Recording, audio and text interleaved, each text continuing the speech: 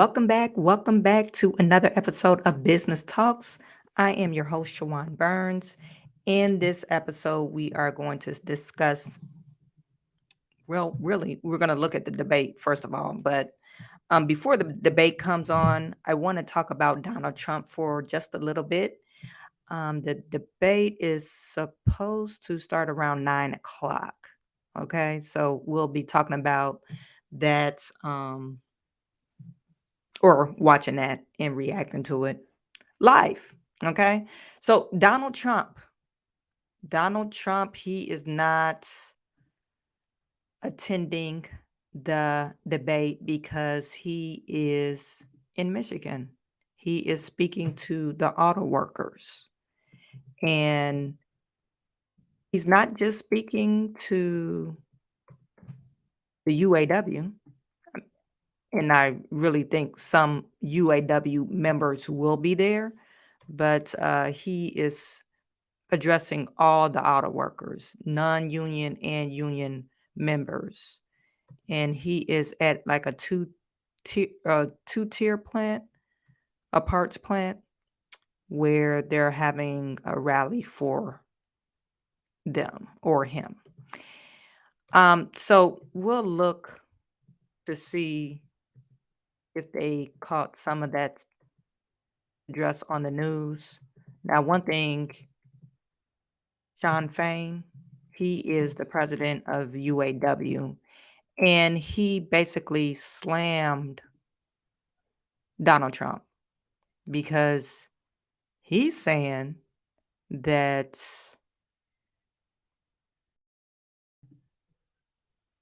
let me just share this with you. Shawn Fain is saying that Donald Trump is for the billionaire class. He is not for the workers. Okay? He condemned Donald Trump. He's condemning Donald Trump. Larry, check this out. With On Deck, you can get a So small business loan fast and start hiring more help right away. I guess he thinks Loan cannon! Joe Biden has his back.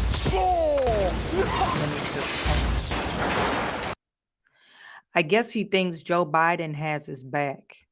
I don't know why he thinks that, because the policies that Joe Biden has enacted, we know that those jobs, auto working plant jobs, will be phasing away because of this green initiative, this EMV initiative, electric motor vehicle initiative. So Shawn Fain, I believe his name is Shawn Fain, the president of the UAW. He doesn't like Donald Trump because he's a billionaire, you know. So of course all billionaires have to be against regular people, right? That's the narrative that Democrats tried to push. There's a better way to get a fast. Democrats, liberals, period, they tried to push that, hey, you couldn't get that big, you know, off of doing work or whatever. And of course, yeah, Donald Trump, he had plenty of people working for him. Let's put that out there. Donald Trump had plenty of people working for him. He was born into wealth. That's not his problem. He just kept the wealth up, you know. So that's not something to like frown upon. Now, we do know some evil people that got money, like George Soros. I mean, he's bought and paid the political people, you know. So Small business loan. On Deck, the online lender that makes it easy yeah, to so choose your loan, yeah, and if Donald approved, Trump, get funds as soon as he's the in same Michigan. day. Your So loan as is soon as on this deck. video expires, Hello and welcome to Meet the Press Now. I'm Brian Nobles, make reporting sure in. you see it. Okay. So this is a little bit the takeaway from Donald Trump. Okay. Washington, as 7 of the Republican presidential hopefuls are getting ready to debate the future of their party once again without the frontrunner on stage. And once again, as that frontrunner is facing legal peril. This time after a judge ruled late yesterday that Donald Trump committed years of business fraud, ordering that some of his companies should be removed from his control and dissolved. But we're going to talk about that too if we get time to it before the debate. I think it's some crazy stuff going on. And I found something on Twitter about the prosecutor. Folks, heading into tonight, Republican primary voters have made it abundantly clear to this field that every candidate on stage tonight is effectively running as a plan B to Donald Trump, despite his growing legal issues. Our new national NBC News poll has Trump leading his closest rival by 43 points nationally. He's almost at 60% support among likely Republican primary voters. It's the same story in the early state polls. About half of Republican primary voters are backing Trump in the new CBS YouGov polls out of Iowa and New Hampshire. And for the former president, he clearly already has an eye on a general election, skipping tonight's debate in California to instead travel to the battleground of Michigan, where he's set to appear at a non-union auto manufacturing plant outside Detroit to meet with auto workers amidst the ongoing UAW strike. Now, his visit to Michigan comes just a day after President Biden hit the picket lines in nearby Wayne County, which the Biden campaign, which also has their eyes on the general election, followed up with a new ad attacking their likely 2024 rival. He says he stands with auto workers, but as president, Donald Trump passed tax breaks for his rich friends while automakers shuttered their plants and Michigan lost manufacturing jobs. Joe Biden said he'd stand up for workers, and he's delivering, passing laws that are increasing wages and creating good-paying jobs. And the former president's visit also comes as UAW President Shawn Fain is accusing him of essentially turning his back on auto workers when he was in the White House. The ultimate show of how much he cares about our workers was in 2019 when he was the president of the United States. Where was he then? Our workers at GM were on strike for 60 days, for 2 months. They were out there on the picket lines. I didn't see him hold a rally. I didn't see him stand up at the picket line, and I sure as hell didn't hear him comment about it. Pain hits fast, so get relief fast. Only Tylenol Rapid Release Gels have laser drill. A snippet, I guess. They just trying to blast Donald Trump. I'm trying to find the actual video. Let me see if this is it. Because it just came out like 30 minutes ago. That's it. Oh, there you go.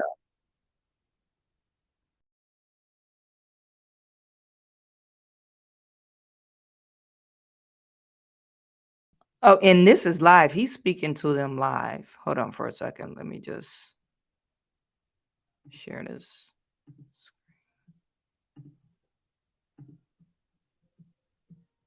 100 miles, whereas a diesel fuel truck goes 2,000 miles. That's a big difference, would you say? Yeah. Also, the battery takes up so much room, there's practically no room left for what you happen to be shipping. The whole thing is crazy. They want to do they want to do it with boats, too. I was with a boating manufacturer, a great state, South Carolina, with a great governor, by the way, Henry McMaster. And we were there 2 days ago, and I asked him that question. I said, do they want? He said, yeah, they want us to go all electric. I said, how does that work for a boat? He said, the entire boat would be like one big battery. We'd have no room for anything else. I said, what happens if the boat has an accident and starts sinking? Do you get electrocuted if the boat's sinking? I said, I've never thought of that, actually. I think I gave him an idea, actually. Now, can you imagine the boat goes down and you're sitting on top of a battery? I don't feel good about that, right? In other words, you have to stop approximately for a truck 6 times for the same trip. How are they going to stop 6 times? And yet it's not stopping these lunatics in Washington. These are lunatics. These are deranged people. And I'm not saying you can't buy an electric car. If you want to buy an electric car or a hybrid or an all-gasoline car or a truck, that has to be your choice. You should have that choice. It's great.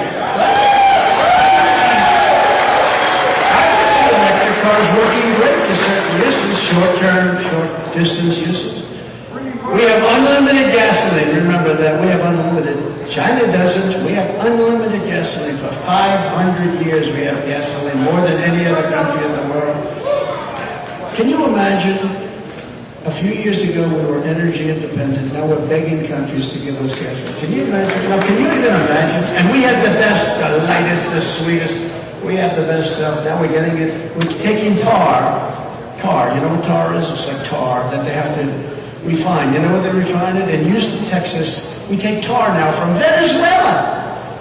Venezuela was supposed to be the bad guys. Venezuela's getting rich. We're refining their tar. And we're not taking our beautiful, beautiful stuff. We have the best stuff. But we have the most. We have more than Saudi Arabia, more than Russia. We were energy independent, and we were going to make our fortune, and we were going to sell it to Europe. We were going to pay off our debt. We were going to lower taxes still further. It's amazing.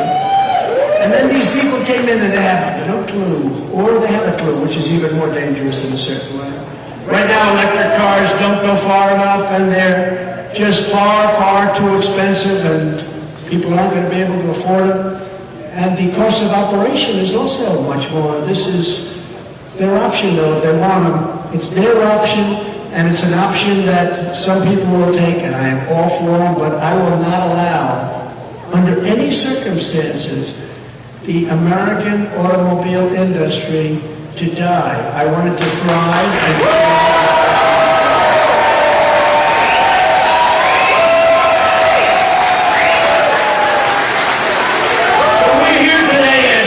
Enterprises, a family-owned, beautiful place. They gave me a tour. I said, this place was beautiful. I said, come on, let's go. I got to go fast. I got to make a speech. It's all over television, this speech. You know, we're competing with the job candidates. They're all running for a job. Well, they're all job candidates. They want to be in the, they want to do anything. Secretary of something. They even say VP. I don't know. Does anybody see any VP in the group? I don't think so. No, we're they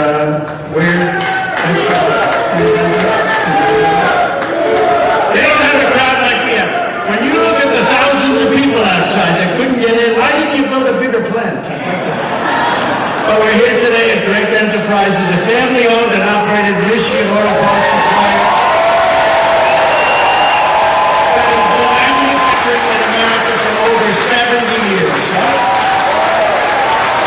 Drake was founded by a great man in 1952.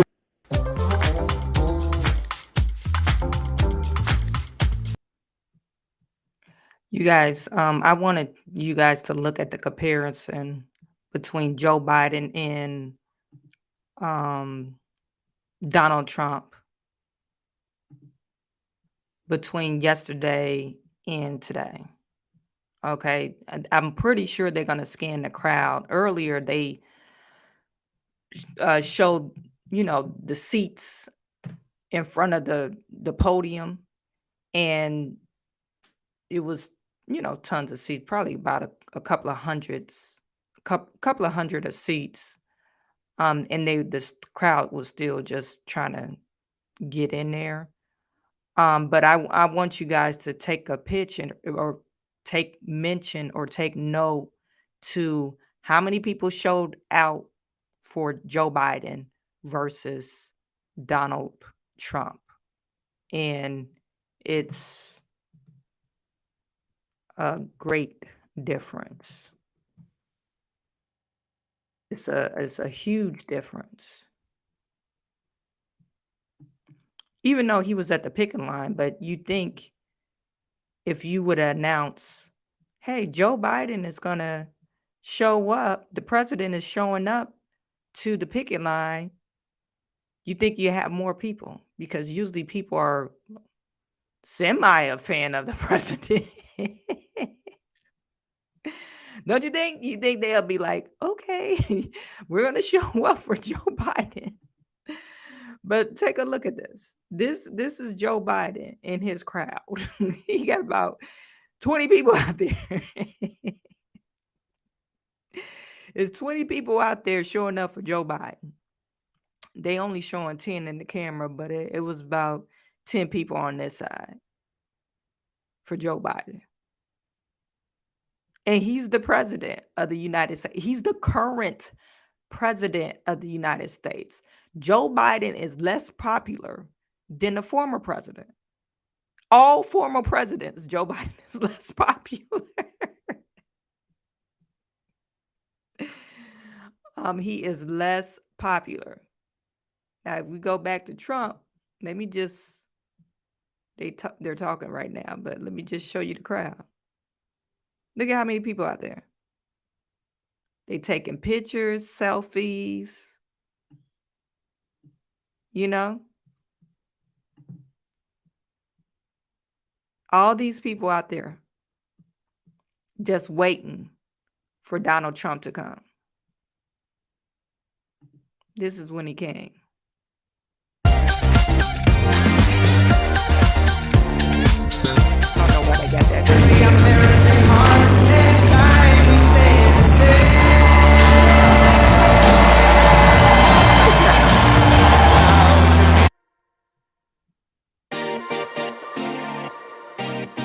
I don't know why they get put that music on there.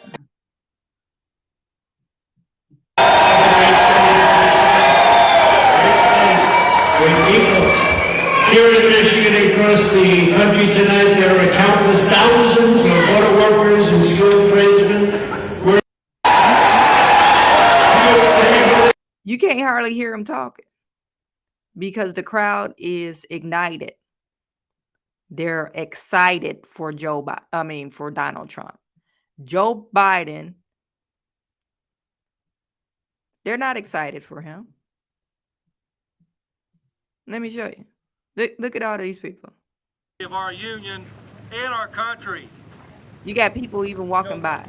They're like, we don't want to see Joe Biden. Democracy during World War II. You got people like, you know how you get like, oh, there's the president. B-24 Liberator bomber. Like if you were younger, you're like, that, oh wow, there's the bomber, president. They built These one of those guys, per hour like, when they were at their peak. It's what Joe helped us Biden. win the war.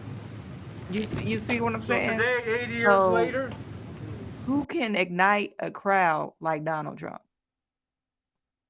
No, nobody can. Mutilization. You know, if you said 10 years ago, 15 years ago, we will stop the mutilization of children, somebody would say, what the hell is he talking about? Today, you have to say it because that's what they're doing. Mutilization of children without parent consent. The whole thing is insane. The country has gone insane. You know, a lot of it, they say, you're very conservative. I say, no, I'm a person of common sense. It's not conservative, it's not, it's common sense. We want to have a border, we want to have good voting, we want to have same-day voting with whole paper ballots, and we want to have a thing called voter ID. Why do the Democrats not want voter ID? Because they want to cheat. We want to have voter ID.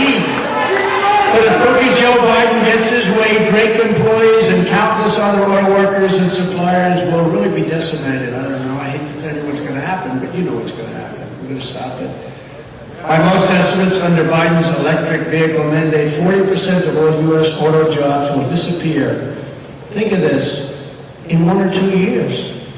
Think 1 or 2 years. That's what you have to be talking about. Not you're going to get X dollars an hour.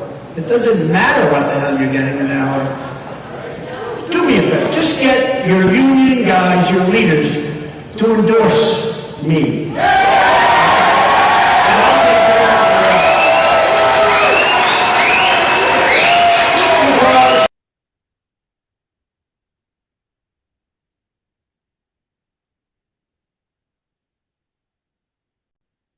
Because under Biden's mandate, the entire car industry will be packed up and shipped to China, which controls over 80% of the supply chain for electric vehicle batteries. They control the whole thing. So they think close to 100% of the business will be gone. Every time Joe Biden and the UAW's political leadership talk about a fair transition to all electric cars, American labor will be under siege. It's not going to work for you. It can't work. And I learned a lot today with this great family. I tell you, they said, you know, it just won't work. They don't need anything that you have right here in Michigan, and they have a beautiful product. There's no such thing as a fair transition to the end of your way of life. You're going to lose your beautiful way of life. For auto workers, Biden's forced transition is a transition to hell. It's a transition to hell. It's a transition to unemployment and to inflation without end. The inflation that you have now, we didn't have inflation. We had the greatest economy in the history of our country. You know that because you went 4 years like you've never had in your history, in the history of this year. To the striking workers, I support you in your goal of fair wages and greater stability, and I truly hope you get a fair deal for yourselves and your families, but if your union leaders will not demand that Crooked Joe repeal his electric vehicle mandate immediately, then it doesn't matter what hourly wage you get. It just doesn't make a damn bit of difference because in 2 to 3 years, you will not have one job in this state. And you've seen it happen before. You've seen what happened where massive percentages of your industry went to other countries like Mexico, like China, like South Korea, like Japan. In other words, your current negotiations don't mean as much as you think. I mean, I watch you out there with the pickets, but I don't think you're picketing for the right thing. But if they endorse me in leadership, you can tell them I said it, although I have a feeling they may be watching tonight. Because, you know, when Biden came here yesterday, they only had 11 people. I'll bet you we have 10,000 people standing outside.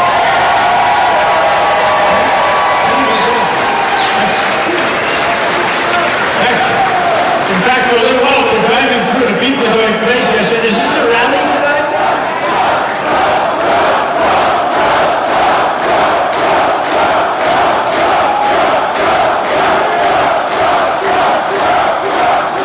No, but I said, is this a rally? We're driving through thousands and thousands of people.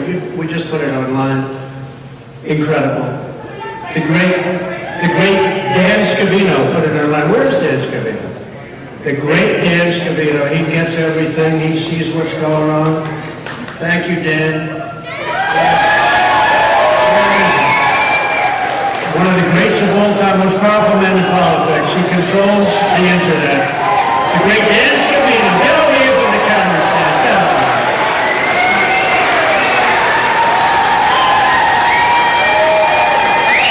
Stephen Chung has done incredible. Jason Miller. Okay, so the debate is about to start, the GOP debate. So we're gonna switch over to that. You have a lot of people showing out for Donald Trump. I see some of your comments in the stream. You're saying Donald Trump has a lot of people fooled. You know, I think President Joe Biden has a lot of people fooled as well. I particularly favor Donald Trump over Joe Biden, hands down, any day. You know, when we talk about actually doing what they said they was going to do, I don't believe Joe Biden did anything that he said he was going to do. Because all the stuff that he's actually done, it doesn't affect normal day-to-day people. It only affects the LGBTQ community. And I know somebody put it, a heterosexual male put in this the comments saying, I guess Donald Trump had the first transgender male as Miss Universe in the Miss Universe pageant. Now, okay, yeah, he probably did, but did it look like a male? That's my only thing. When you're in the pageant, do you look like a male, or can somebody tell the difference in this female or female passing? That's what we could call him, because he's not a female. Female passing, no one could told you he was a female or he was a male, because he actually looked like a female. Anyway, and then you have some crazy people allowing people to enter the pageant and win, and they don't look nothing like beauty. So even if that person would have won, and I don't think they won, they were at least nice looking, you know. Yeah, a lot of people probably wouldn't have been able to tell. Hell, I mean, I'll pull it up. I don't think nobody could tell. If that guy that entered into the pageant could tell. Anyway, so they have this countdown going on Rumble. That's where we're streaming it from. And we'll see if they're going to start. So, Donald Trump, he was found liable for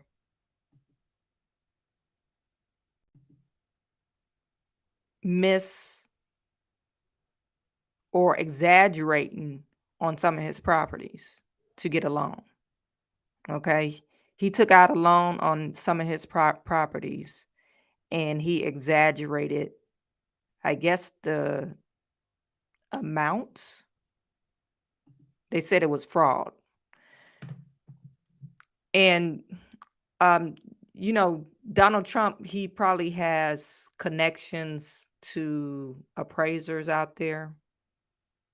Normally when you get a loan, the bank, you have a list of appraisers and you have to actually, and it's a blind listing. You don't get to pick the name. They actually give you a list of 3 people or appraisal companies, and you pick from that appraisal. But with Donald Trump being Donald Trump, he probably was able to call the bank and say, oh, is so-and-so on the list of your appraisal list. So that could have happened. But I'm kind of unclear where, how did they build this case up? Because all the money was paid back. It wasn't where he made this fraudulent thing, stole the money and didn't pay it back. They said all the loans were paid back. So, but they were saying he cannot do business in New York anymore. And this Letitia girl, or woman, I won't call her a girl because she's a woman. She's the one, Letitia James, she is the one who put this case together. And there's several videos of her making her life's work to bring down Donald Trump. And they did not let those videos be admissible in court. So Eric Trump actually, his son, Donald Trump's son, actually posted the videos on Twitter of her saying, we cannot stop until Donald Trump is taken down. That's basically what she said. That's what she said.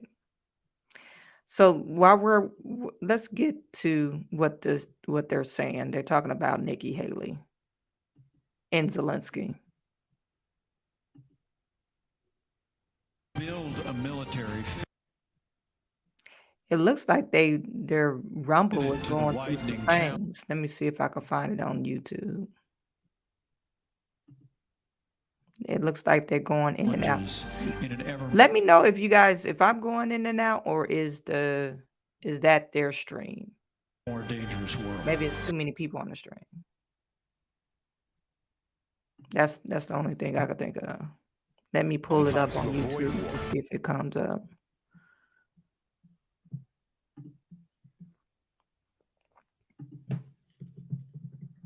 By showing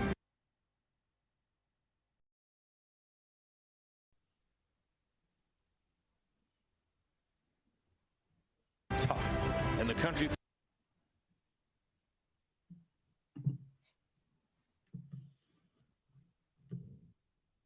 faces even more challenges.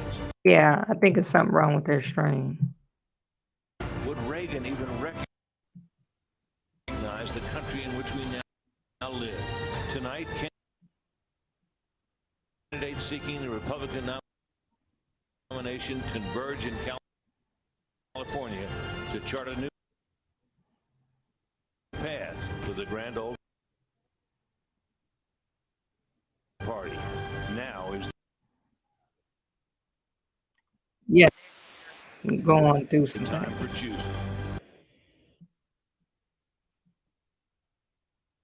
Okay, yeah, let's share this one. I don't know what's wrong with Rumble.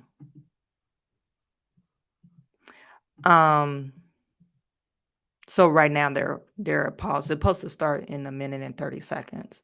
So while we're waiting for that, let me just show you what I was talking about. Letitia James, her campaign they put together of her saying, "Hey, we need to take down Donald Trump."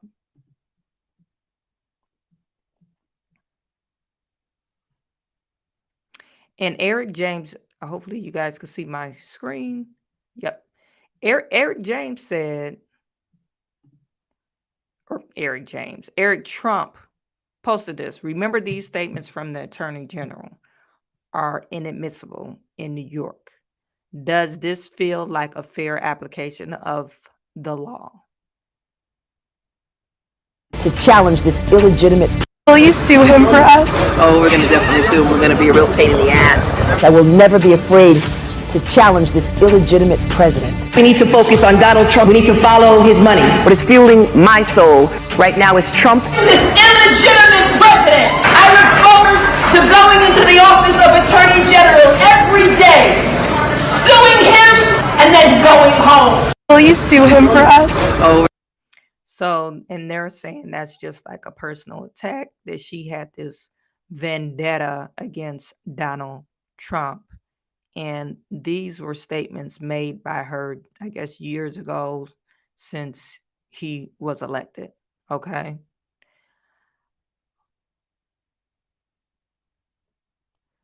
And then you have some comments. James Alger says, "Hey, I have bad news for you. As a general rule of thumb." Okay, they're about to start. Let me stop talking.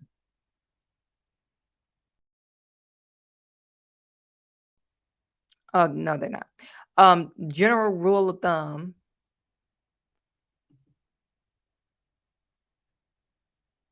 Prosecutors don't think highly of criminals. Funny how you never want to hold your family accountable, but seek to point the finger at everybody else. I can't help but notice you didn't answer the question. So a prosecutor saying that she is going after a possible financial criminal based on the grand jury does seem like a legit fair stance. She's never said she was persecuting innocent citizens. So they just basically going back and forth. You got Trump supporters and you got anti-Trump supporters going back and forth where, of course, you're going to stick up for Trump if you're a Trump supporter, and if you don't like Trump, you're not going to stick up for him, so.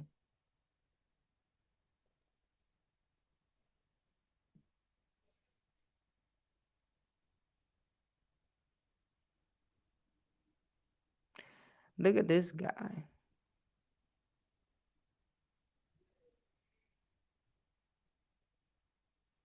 We remember. And he has all the flags up here.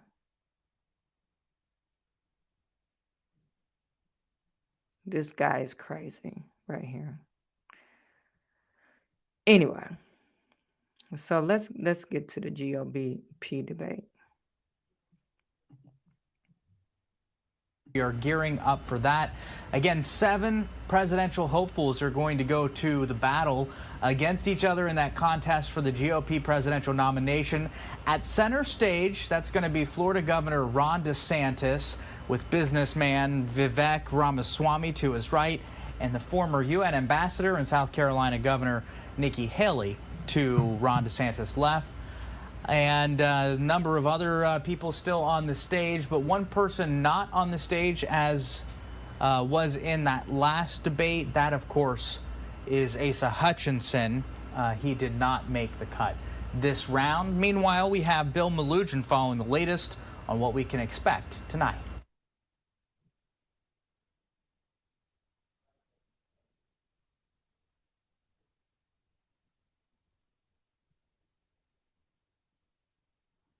I will veto any spending bill that doesn't take us back to pre-COVID levels. If we can use the military to secure somebody else's border, we can absolutely use our own military to secure our own border. Republican presidential candidates making the rounds with voters ahead of the second GOP primary debate. The field of 7 candidates is now set. It's a smaller group, with former Arkansas Governor Asa Hutchinson not qualifying due to tighter RNC standards. Florida Governor DeSantis will be standing center stage. Former UN Ambassador Haley and entrepreneur Ramaswamy on his sides. Senator Scott and former New Jersey Governor Christie in the 4 and 5 spots. And on the wings, North Dakota Governor Burgum and former Vice President Pence. Former President Donald Trump is skipping the debate again, citing his commanding lead in the polls and saying the rest of the field is wasting their time. Trump's former Vice President, Mike Pence, is firing back after Trump called Florida's ban on abortion after 6 weeks of pregnancy a terrible thing, posting on X, quote, "I'm pro-life and I always will be a champion for life." The candidates are now flocking to California for the debate, with Senator Tim Scott posting a photo of him meeting California fishermen. And the state's GOP chairwoman says expect the deep blue state's crime and homelessness problems to be highlighted on the debate stage. I think what you're going to see from this debate this week is these candidates drawing a contrast between what California is and not bringing it to the rest of the country. And any one of those candidates could do a better. And Joe Biden's Green New Deal agenda is good for Beijing and bad for Detroit. We ought to repeal the Green New Deal, get rid of the mandates and subsidies that are driving American gasoline automotive manufacturing into the graveyard.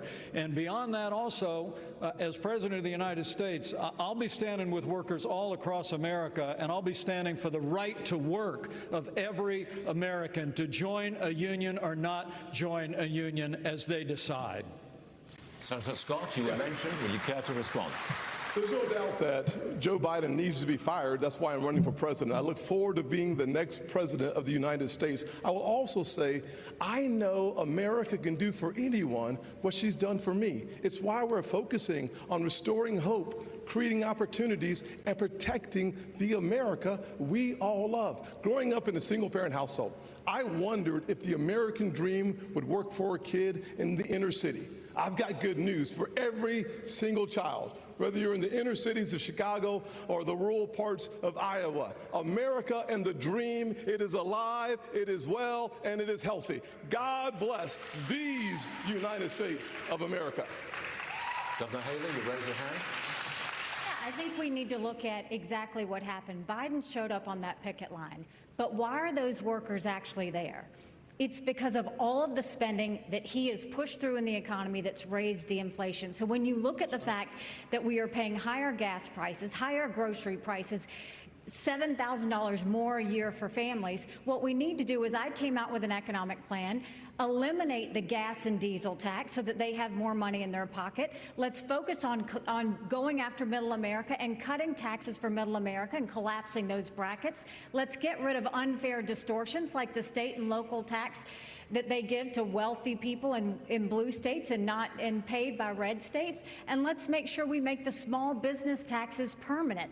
They only made those temporary. They made the corporate taxes permanent. Let's focus on what it takes to get more cash in the pockets of workers. That's when we'll be able to deal with strikes like this, not sitting on a picket line like Joe Biden is. Thank you, Governor Haley. We have other questions to get to about economy.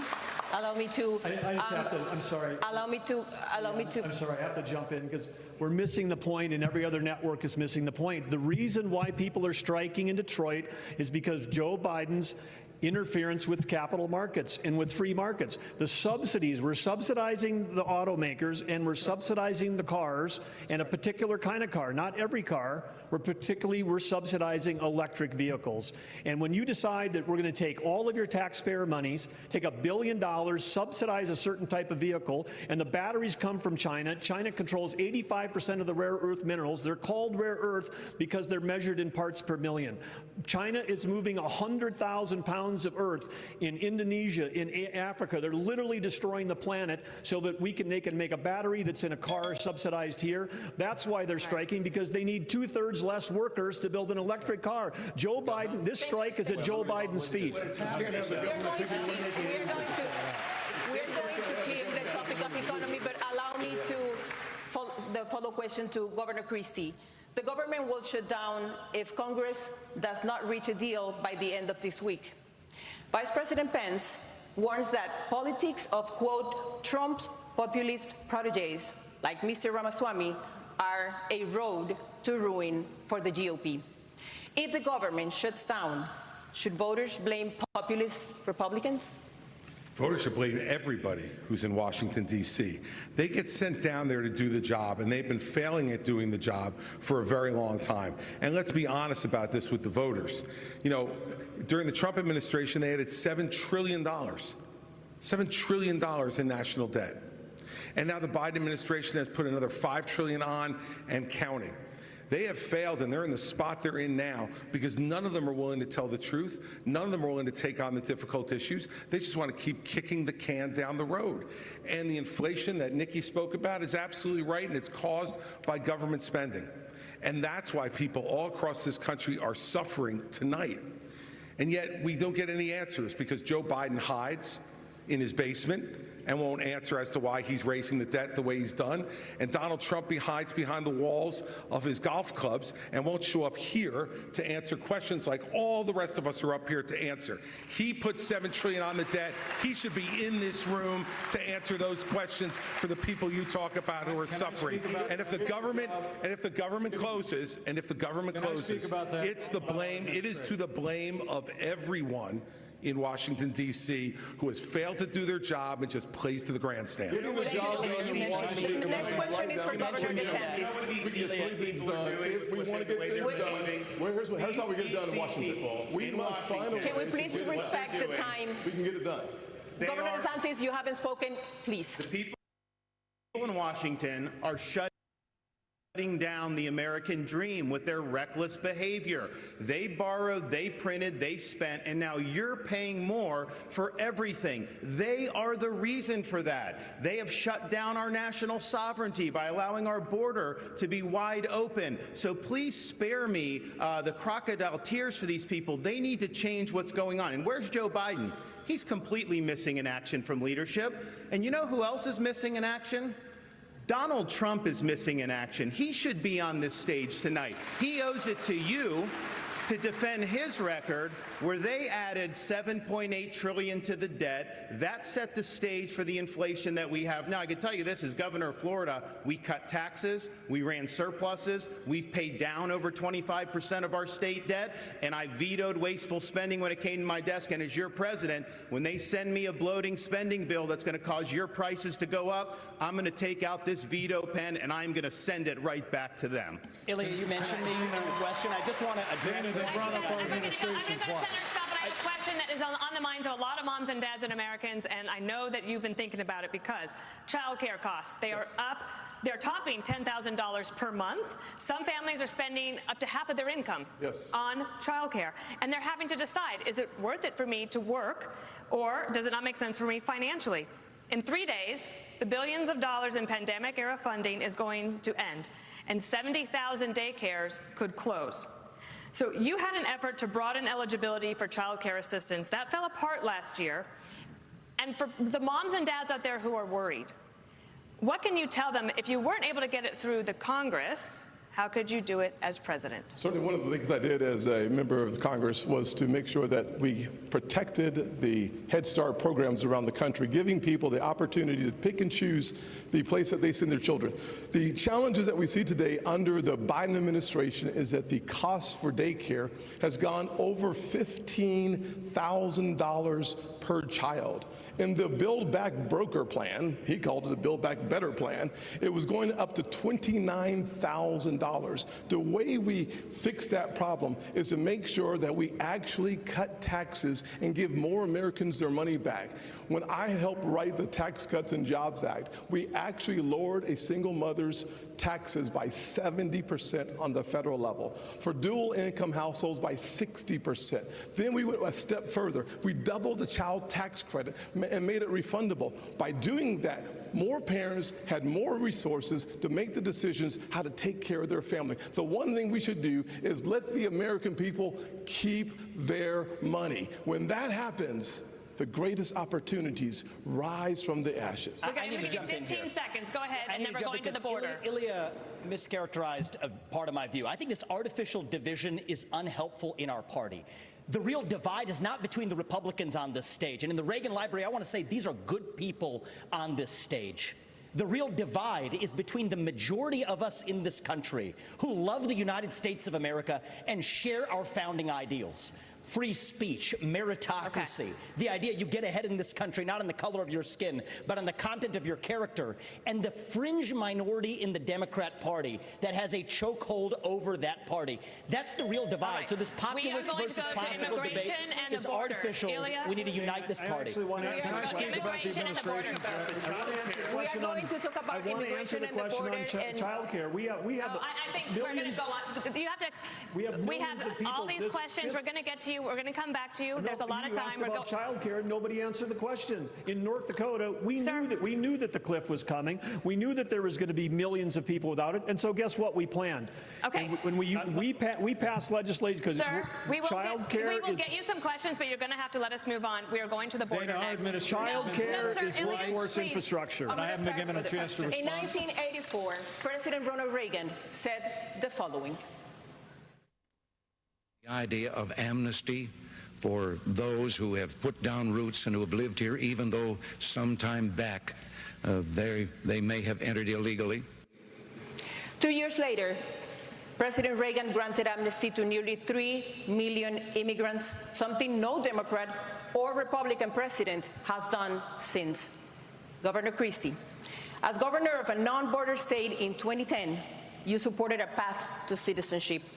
But when you ran for president in 2016, you flipped, saying immigrants should be tracked like FedEx packages.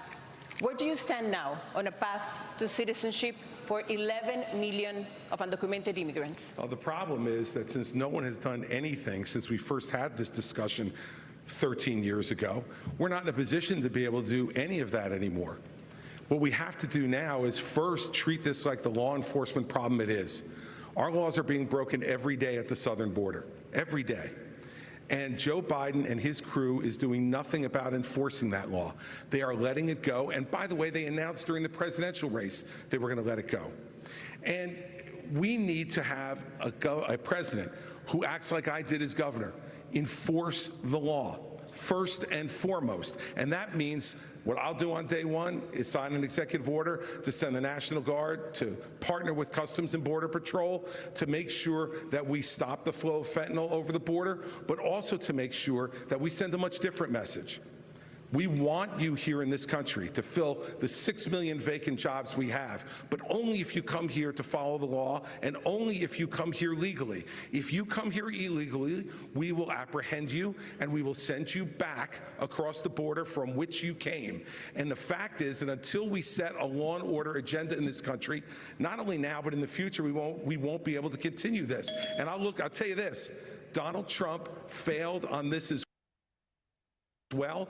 He said he was going to build a wall across the whole border. He built 52 miles of wall and said Mexico would pay for it. Guess what? I think if Mexico knew that he was only going to build 52 miles, they might have paid for the 52 miles. Thank you, Governor. All right, Governor Haley. Most illegal immigrants are coming from countries south of the border. You've seen the Fox News drone. It's captured this steady stream of people coming into the country on a daily basis. In fact, I believe we have a live picture of it tonight. That is happening right now, live. In the last decade, the U.S. has spent nearly $55 billion to address the root causes of migration. But crime, poverty, and corruption, they persist, and the number of migrants is only growing. Are we wasting our money? Well, what happens is when Joe Biden waved the green flag, it told everybody to come. And now we've seen 6 million people cross the border. We've had more fentanyl that have killed Americans in the Iraq, Vietnam, or Afghanistan wars combined. We need to make sure that we are a country of laws. The second we stop being a country of laws, we give up everything this country was founded on.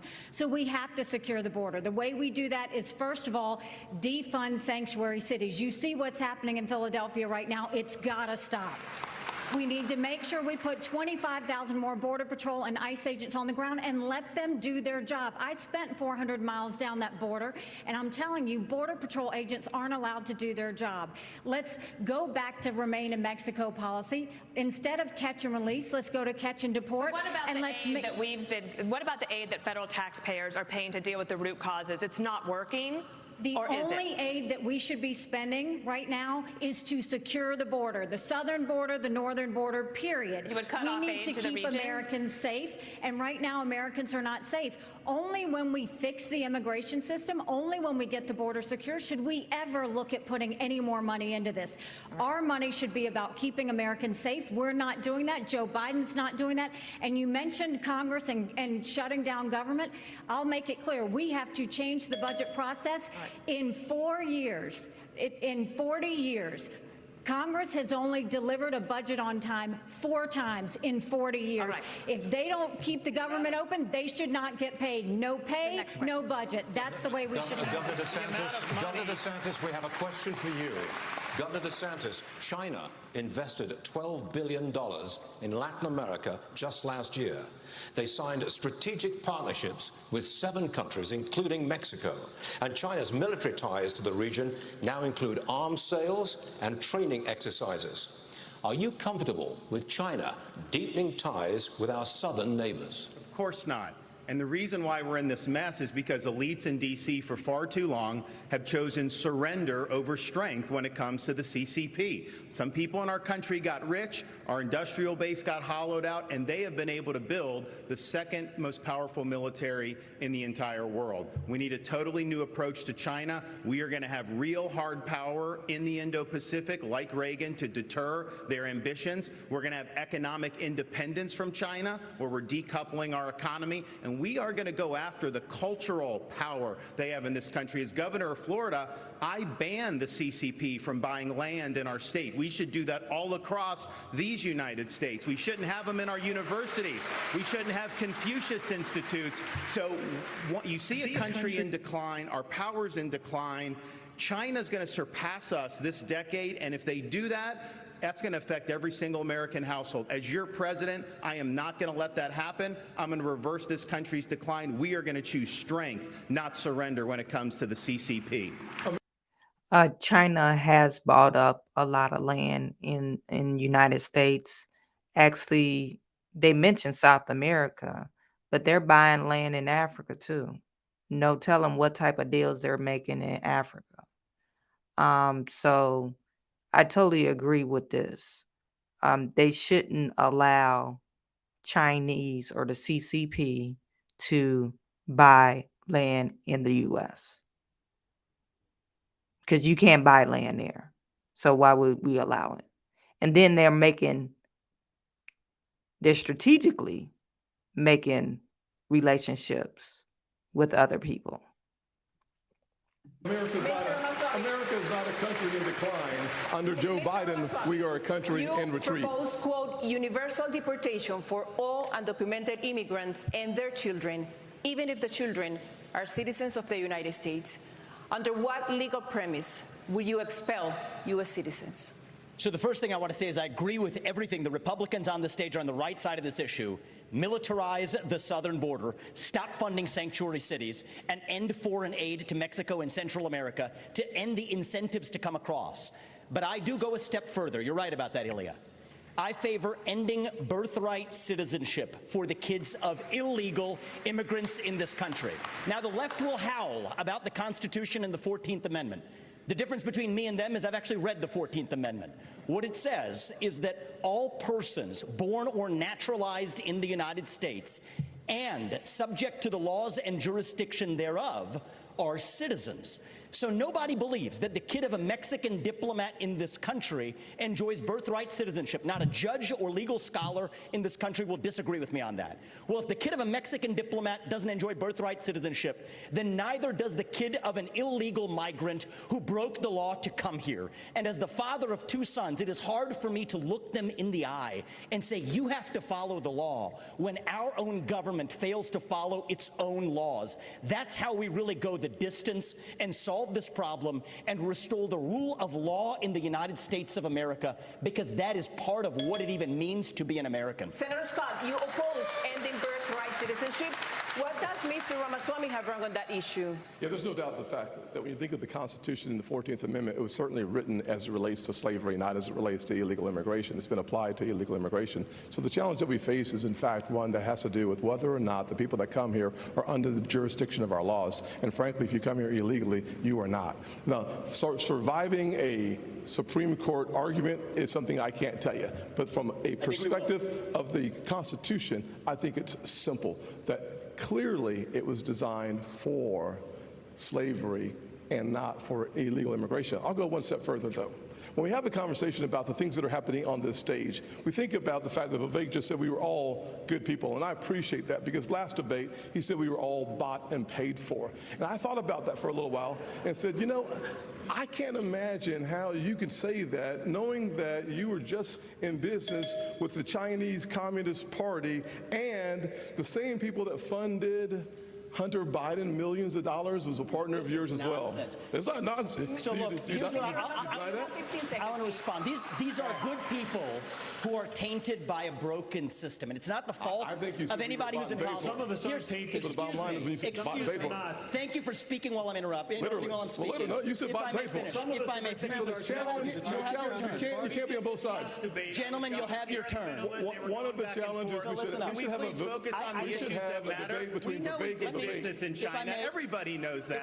If I may address, focus on holding Joe Biden accountable. That's what we need to be focusing on. I actually agree with Ron DeSantis. Everybody speaking at the same time, no one can understand Exactly. your message. So if I may, I agree with Ron DeSantis on China.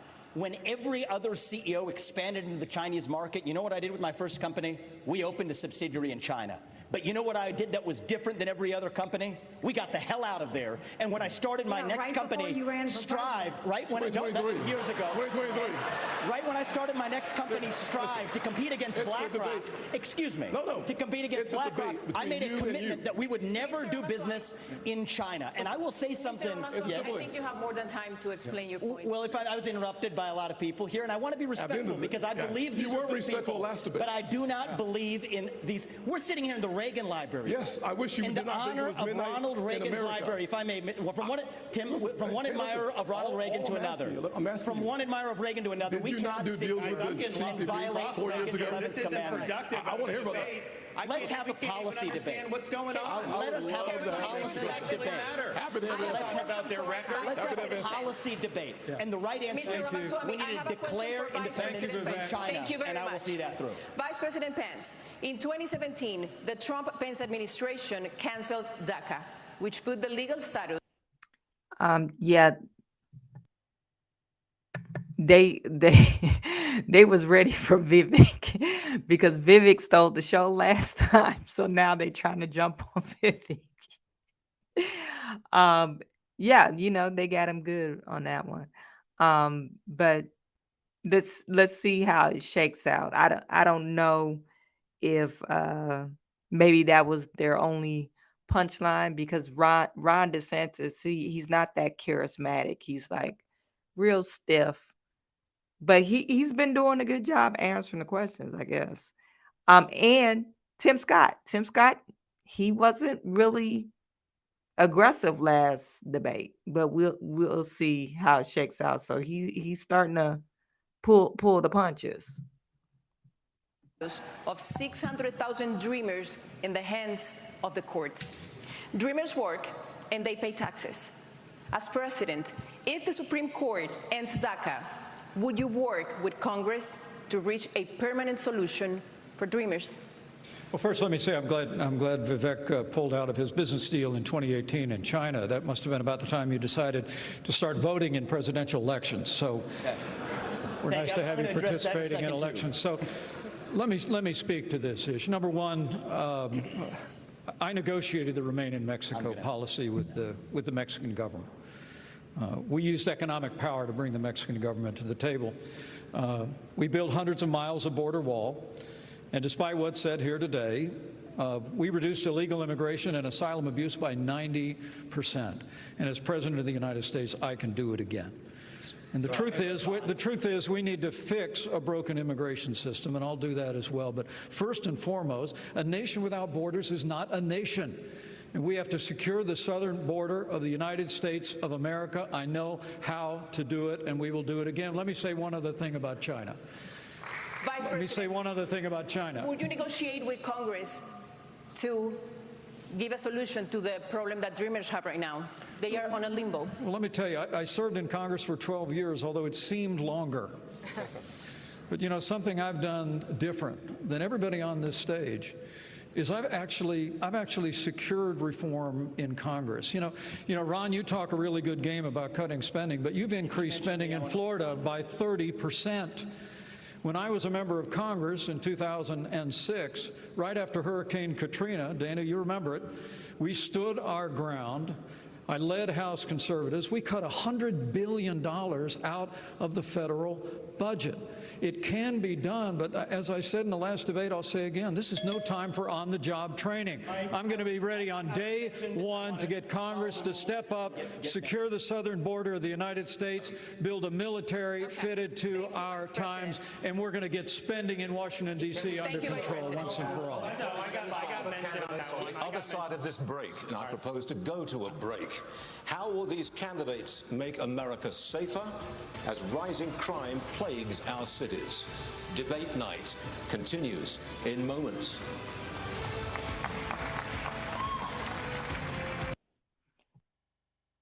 Well, you see, you know, they got a nice little crowd out there. It's like I said, it's interesting. You know, they're trying to not hold their punches. They don't want Vivek to steal the show again because they don't want tomorrow to be talked about. Oh yeah, Vivek, he did a nice job. Besides The View will say, oh, I think Mike Pence was really, I guess, presidential. But anyway. You have Rum Runner, he says DeSantis in 2028. DeSantis, you voting for him 2028? Okay. Roro said it's all lies. Oh yeah, you know, they all gotta, I guess, exaggerate what they're talking about. Okay. Rum Runner, you saying till then Florida needs him. Yeah, you know what? That's what the running theme is in Florida. The people that I know in Florida, they say he's been doing a pretty good job. I know a couple of Jamaicans. I don't think they care too much for him with that. Some of the things that he's handled with the school system. But it seems like a lot of people like him. Let me share you this. Trump is still talking to the crowd at the UAW. On our border, I'm going to charge you a tariff of 25%. We want 28,000 soldiers on our border, and we had the safest border in the history of our country. Now we have the worst border in the history of the world, by the way. After NAFTA, the United States lost nearly 4 million manufacturing jobs and almost 1 in 3 auto jobs. Joe Biden voted on that. He gave you that. Nearly 250,000 jobs were destroyed here in Michigan alone, including 40% of all auto jobs. Think of that. In fact, I had to check this number because it's inconceivable. You would think factories. 60,000 factories closed and went overseas. Can you imagine? 60,000? Who would think that? When I first saw that number, I said, oh, somebody made a typographical error. Maybe it was 600 factories Could have been 6,000, but that sounded too high. 60,000. And the good news is, if the number is wrong, the fake news will be checked it out. So I have to say, I have to give you the right numbers, otherwise the fake news is out there. Crooked Joe and his payday with the Biden family, they raked in millions and millions of dollars. You see what's going on. The news doesn't really report it, very little news reports it. But it was the men and women who got, every single day they got up and came back home with grease in their hands, and they were the ones that paid the price. They paid a big, big price. The only time Joe Biden has ever gotten his hands dirty is when he's taking cash from foreign countries, which is quite often. It's quite often. Based on what we're seeing, it's much more often than anyone would have thought.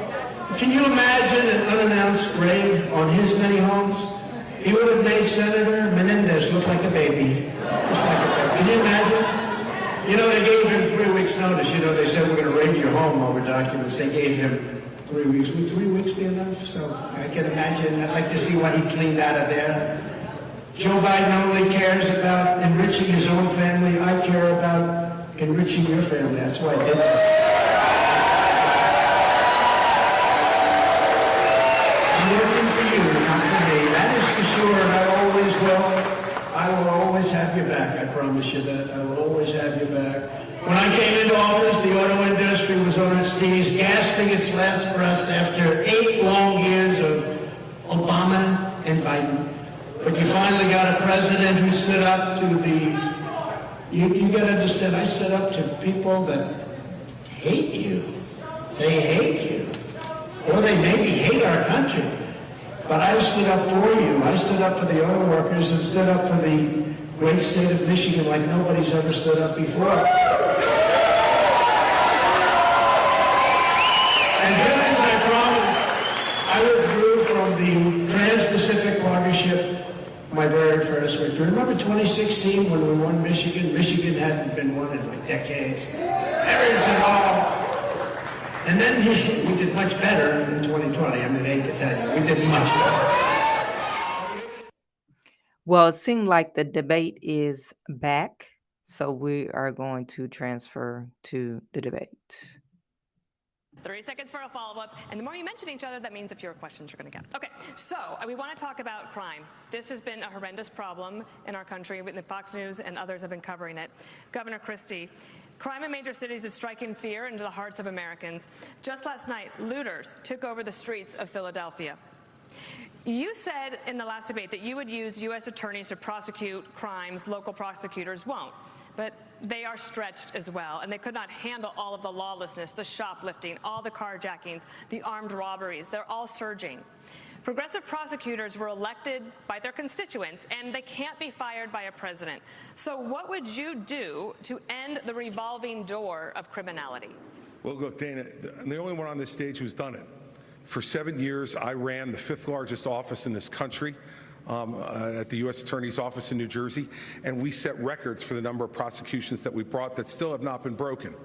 And the reason was that we went after the crime that was affecting people's lives. And as president, I will appoint an attorney general and instruct that attorney general that you are to put all the resources that are necessary to bring our cities back under control. The fact is, they will be stretched. There's no doubt about that, but that's what they take the job for, because they love the idea of enforcing the law. We've got to bring law and order back to this country, and not just in our cities, but we need law and order back everywhere. We need law and order back in our suburbs. People are threatened there. We need it in our rural areas. People feel threatened there. And we need it in Washington, D.C. also. And Donald Trump should be here to answer for that, but he's not. And I want to look at that camera right now. Christie, stop it. Just stop with the pandering, okay? Number one, my suburb is fine. I don't feel threatened at all. But I bet you if I go to Detroit, I'll feel threatened. That's the main reason why I moved out here. I could call the police and they'll show up. I could dial 911 and they would show up at my house. I could dial the 911 and say it's a medical emergency and they would show up, but not in Detroit. They don't show up in Detroit. So what are you talking about? And stop bringing Donald Trump into it. because that's what you're doing. You know, you're pandering. You're doing a song and dance. So stop doing that. Now I'll tell you, Donald, I know you're watching. You can't help yourself. I know you're watching, okay? And you're not here tonight, not because of polls and not because of your indictments. You're not here tonight because you're afraid of being on the stage and defending your record. You're ducking these things. And let me tell you what's going to happen. You keep doing that, no one up here is going to call you Donald Trump anymore. We're going to call you Donald Duck. All right. I want to ask Governor DeSantis, you fired. That was bad. We're not going to call you Donald Trump anymore. We're going to call you Donald Duck. Really. A couple of prosecutors in your state, but as as president, you would not have the ability to do that. How do you think about dealing with the root causes of crime, especially this revolving door of the criminals that just get out and come back and commit another crime? Well, the crime in these cities is one of the strongest signs of the decaying of America. We can't be successful as a country if people aren't even safe to live in places like Los Angeles and San Francisco. Just being in Southern California over the last couple of days, my wife and I have met 3 people who have been mugged on the street, and that would have never happened 10 or 20 years ago. In Florida, we back the blue. We support the men and women of law enforcement. They are keeping us safe. We have a 50-year low in the crime rate. And yes, when I had 2 progressive prosecutors that weren't following the law in Florida, I removed them from their posts, and the people of Florida are safer as a result of it. As president, I will use the Justice Department to bring civil rights cases against all of those left-wing Soros-funded prosecutors. We're not going to let them get away with it anymore. We want to reverse this country's decline. We need to choose law and order over rioting and disorder. On a related subject, Governor Haley, there's a nationwide policing shortage. Retirements are up. Recruitment is in the tank, and morale is at a record low. 3 years ago, you signed a pledge to support law enforcement. Now, pledges are a nice idea, but what's your actual plan to get more police on our streets?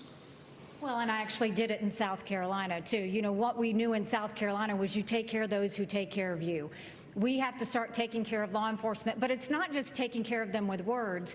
It's making sure that you also follow through on what they do. Right now, we have a lot of stolen guns on the street. Well, these law enforcement officers, they arrest these people, and then they go and they're let out the very next day. So law enforcement feels like no one has their back. We have to start prosecuting according to the law. We have to make sure we have the backs of law enforcement, and we have to make sure that we're a country of law and order. But I want to go back to China because I don't think we spent enough time on that.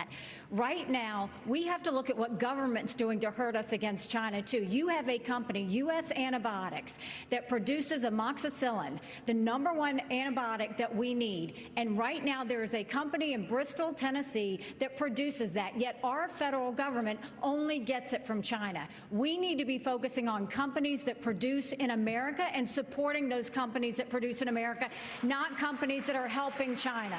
Governor, we will be talking foreign policy later. Delia? Yes, thank you, Stuart. We're going to stay in the topic of crime because it affects all of us.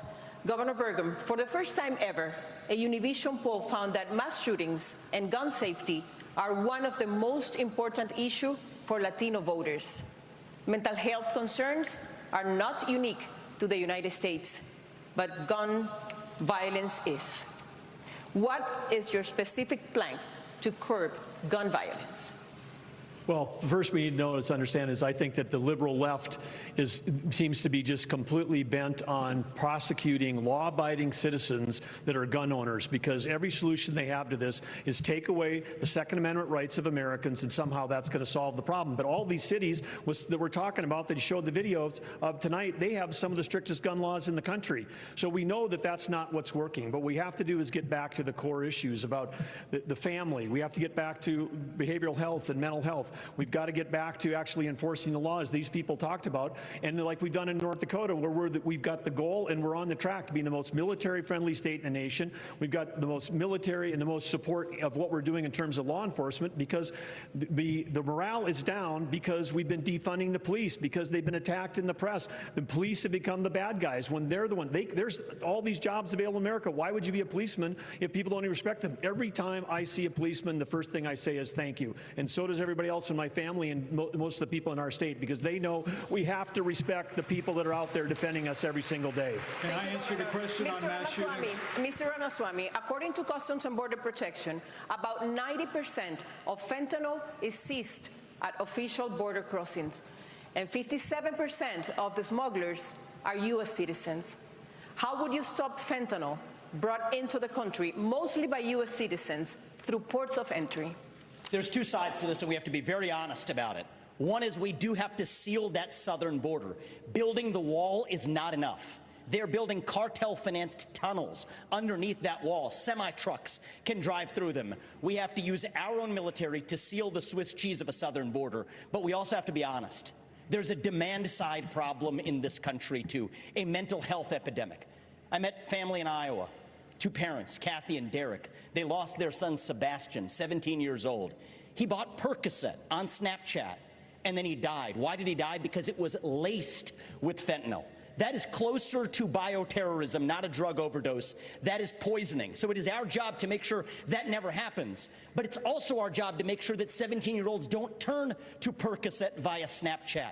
We have to bring back mental health care in this country, not with pump-in pharmaceuticals, but with faith-based approaches that restore purpose and meaning in the next generation of Americans. Many of them are getting it through social media. And this isn't a Republican point or a Democrat point, but if you're 16 years old or under, you should not be using an addictive social media product, period. This is something that we can both agree on, and we can revive both the mental health of this country while stopping the fentanyl epidemic that will kill more people this year than who died on 9/11, and I refuse to be a passive bystander sitting in the White House like the hollowed out husk of a current president we have.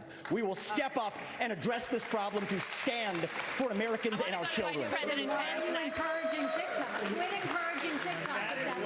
That is why, everything he said I agree with. That is why, as Commander-in-Chief, I'm going to use the U.S. military to go after the Mexican drug cartels. They are killing our people. And the stories that I've seen in Florida, we had an infant, 18 months, parents rented an Airbnb. And apparently the people that had rented it before were using drugs. The infant was crawling, the toddler was crawling on the carpet and ingested fentanyl residue and died. Are we just going to sit here and let this happen, this carnage happen in our country? I am not going to do that. So I guarantee you on day one, this border is going to be a day one issue for me as president. We're going to declare it a national emergency. Yes, we'll build the wall. We'll do remain in Mexico. But those Mexican drug cartels are going to be treated like the foreign terrorist organizations that they are. President Pence. All right, Vice President Pence, we're going to move on to a different. I agree with Vivek Ramaswamy. I think we have lost morals. People don't believe in God. Kids are using social media as like literally to raise them. The way that families are today are not really families. We don't have any traditional families, with the mother and the father in the home. It's mainly mothers in the home. Fathers, they're absent, and we know that especially about the Black community. So we're trying to say, hey, point the finger at these cartels, but there's a supply and demand issue. If the demand is there, somebody's going to supply it. So closing up the borders is one effective way to do it, but they're going to get it in here somehow. They're able to get drugs in here somehow. And, I don't know, to put it even further with fentanyl. Fentanyl is, to me, it's a biological warfare on Americans. And the war is between America and China, because fentanyl, their binding agent, is from China. And China supplies the cartel with this chemical so they can make fentanyl at a real cheap price. That's why you could go to Portland and buy a $1 pill of fentanyl. Fentanyl is literally $1 in Portland. and they have legalized drugs. You don't go to, back in the day when you get caught with drugs, it all depends on how much drugs you was either labeled the crackhead or the drug dealer. You could, and if it was a small amount, you could say, "Oh yeah, I smoke crack." And what they did was like, "Okay, you need to go to rehab." They'll send you to rehab and maybe some type of probation. But now you don't get none of that. Then they're not, and then one of the things that they want to prosecute people for being drug addicts, but they have drugs in jail too. The supply is in jail. The demand is in jail. How did they get it in a jail? From the guards. So as long as the demand is there, there's always going to be a supply. So they need to dig deeper. And it's not going to be fixed tomorrow. One president term is not going to fix that. It's going to be, it has to be over a generation, because it took us a generation to get in this state. It's literally going to take us a generation to get out of this state. Hold on, sir. Vice President Pence. $5 billion. Just last month, Vice President Pence, you said if elected, you would repeal all Obamacare mandates. However, you also made that same promise in 2016. And at that time, Trump-Pence had congressional majorities for at least the first 2 years, and you did not deliver on that promise. So Obamacare, right now, it is more popular than ever. Why should Americans trust you, if you become president, to fix that, or is Obamacare here to stay? Well, first, let me speak to the mass shootings issue, and then I'll answer that question. It's an important one, Dana. Look, I'm someone that believes that justice delayed is justice denied. And as a father of three, as the grandfather of three beautiful little girls, I am sick and tired of these mass shootings happening in the United States of America. And if I'm president of the United States, I'm going to go to the Congress of the United States, and we're going to pass a federal expedited death penalty for anyone involved in a mass shooting, so that they will meet their fate in months, not years. It is unconscionable that the Parkland shooter, Ron, is actually going to spend the rest of his life behind bars in Florida. That's not justice. We have to mete out justice and send a message to these would-be killers that you are not going to live out your days behind bars. You're going to meet justice in this system. But does that mean Obamacare is here to stay?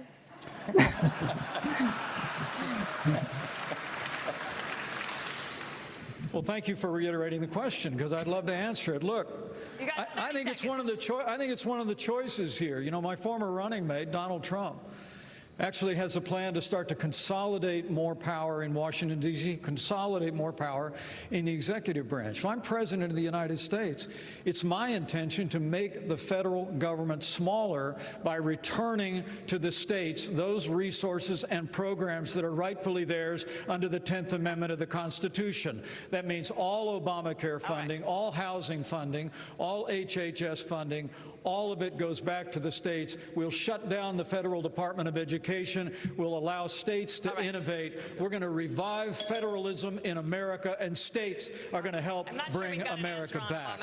Stu, go ahead. May I remind everyone to keep within their time frame so that we can get as many questions in as possible. This question for Governor DeSantis. Over 26 million Americans don't have insurance coverage. Governor DeSantis, 2.5 million of them are in your state. That's worse than the national average. Can Americans trust you on this? Well, I think this is a symptom of our overall economic decline. Everything has gotten more expensive. You see insurance rates are going through the roof. People that are going to get groceries. I spoke with a woman in Iowa, and she said, you know, for the first time in my life, I'm having to take things out of my grocery cart when I get to the checkout line because the total goes up so quickly. So this is very real, and people are hurting out there. So we've got to address the underlying problem with BideNomics, the overspending, taking all Biden's rules and regulations. I'm going to throw them in the trash can on day one. You're not going to have to worry about that. We're going to open up all of our energy. We will be energy dominant in this country that will lower your gas prices. And what we need to do with health care is recognize our health care is putting patients at the back of the bus. We have big pharma, big insurance, and big government, and we need to tackle that and have more power for the people and the doctor-patient relationship. Governor, why is your record in Florida on insurance worse than the national average? Our state's a dynamic state. We've got a lot of folks that come. Of course, we've had a population boom. We also don't have a lot of welfare benefits in Florida. You know, we're basically say this is a field of dreams. You can do well in the state, but we're not going to be like California and have massive numbers of people on government programs without work requirements. We believe you work and you got to do that. And so that goes for all the welfare benefits. And you know what that's done, Stuart? Our unemployment rate is the lowest amongst any big state. We have the highest GDP growth amongst any big state. And even CNBC, no fan of mine, ranked Florida the #1 economy in America. Governor, we're moving on. On the topic of healthcare, Governor Haley. You got to give that to him. You know, he pointed out, hey, we just don't give people health care. You're not going to be on welfare if you don't work. So if you want a little bit of assistance from the government, you going to have to work for it. So I can't fault him that. I think Iowa is similar to that too. They don't play around with their welfare system, and it's a cutoff. Like if you on welfare more than certain many years, they cutting your ass off. They don't care. They don't care how many babies. You know how some states you could keep on having babies and continue welfare. No, not in Iowa. You're not doing that. Anyway. Healthcare is the leading cause of bankruptcy for American families, accounting for 2/3 of all personal bankruptcies. As president, how you protect Americans who get sick from financial ruin? First of all, how can we be the best country in the world and have the most expensive health care in the world? We have an issue. My mom was in the hospital, and when she was in the hospital, they tried to bring her a couple of Tylenol, and she said, I don't need it. And they said, honey, go ahead and take it because you're paying for it anyway. Why is it that when we got the bill, the insurance company and the hospital negotiated the bill for her without her having anything to do with it? When I am president, we will break all of it, from the insurance company to the hospitals to the doctor's offices to the PBMs to the pharmaceutical companies. We will make it all transparent, because when you do that, you will realize that's what the problem is. Second thing is you've got to deal with tort law. The doctors don't give you the 10 tests because they want to. It's because of the 90% chance they'll get sued. And then we need to bring competition back to healthcare, get rid of certificate of need systems, and make sure that they can compete. We have to put the patient in the driver's seat. They've been in the back seat for way too long. And once we give the patient the ability to decide their health care, deciding which plan they want, that is when we will see magic happen. But we're going to have to make every part of the industry open up and show us where their warts are, because they all have them, and we need to fix this on behalf of the American people. And that's what we did. Do you have a better way in 30 seconds? Well, yes, we're not talking about the real problem ever. We talk about why do we have the most expensive health care in the world? It's because the federal government got involved the same way they did with EVs, and they said, we're going to subsidize a particular kind of software back in 2008 under Obama, and they said, hey, we're going to do this. It's going to make everyone more productive. All of you that are watching have been to a doctor's office when the doctor's got his back to you and their hands on a keyboard. The only industry in the world that's ever absorbed $1 trillion of IT and became less productive, they saw less patients per day, is U.S. healthcare, because they were subsidizing a certain kind of technology. It wasn't about improving healthcare. It was about picking winners and losers. Every time the federal government's involved, whether it's higher education, healthcare, or now the auto industry, things get more expensive and less competitive. That was a great transition, because we are going to move on the future of education in America. What's the government's role in finding a way forward? The second Republican debate rolls on from Simi Valley. An informed patriotism is what we want. And are we doing a good enough job teaching our children what America is and what she represents? No, you're not doing a good enough job, Reagan. I'm sorry. They're not. They're failing. Okay. Kids are really, literally stupid. That's why we had yesterday, this girl yesterday, we're going to get back to the debate, but yesterday, they went ham I guess in the I'm assuming this is like a nice neighborhood in Philly because they had a Lululemon there. iPhone or Apple Store, and she crying. She crying because they call her a BLM activist. I don't know if she's a BLM activist, but they've arrested her for inciting a riot. Everybody must eat. Everybody must eat. She's saying everybody must eat, but this is a liquor store. What are you gonna do? Eat liquor? Where's AOC at? Where's AOC talking about people rob because they're hungry. They have to feed their family. Do you feed your family alcohol? Like, where are you feeding your family? So this lady, forget her name. Everybody must eat. Everybody must eat. Yes.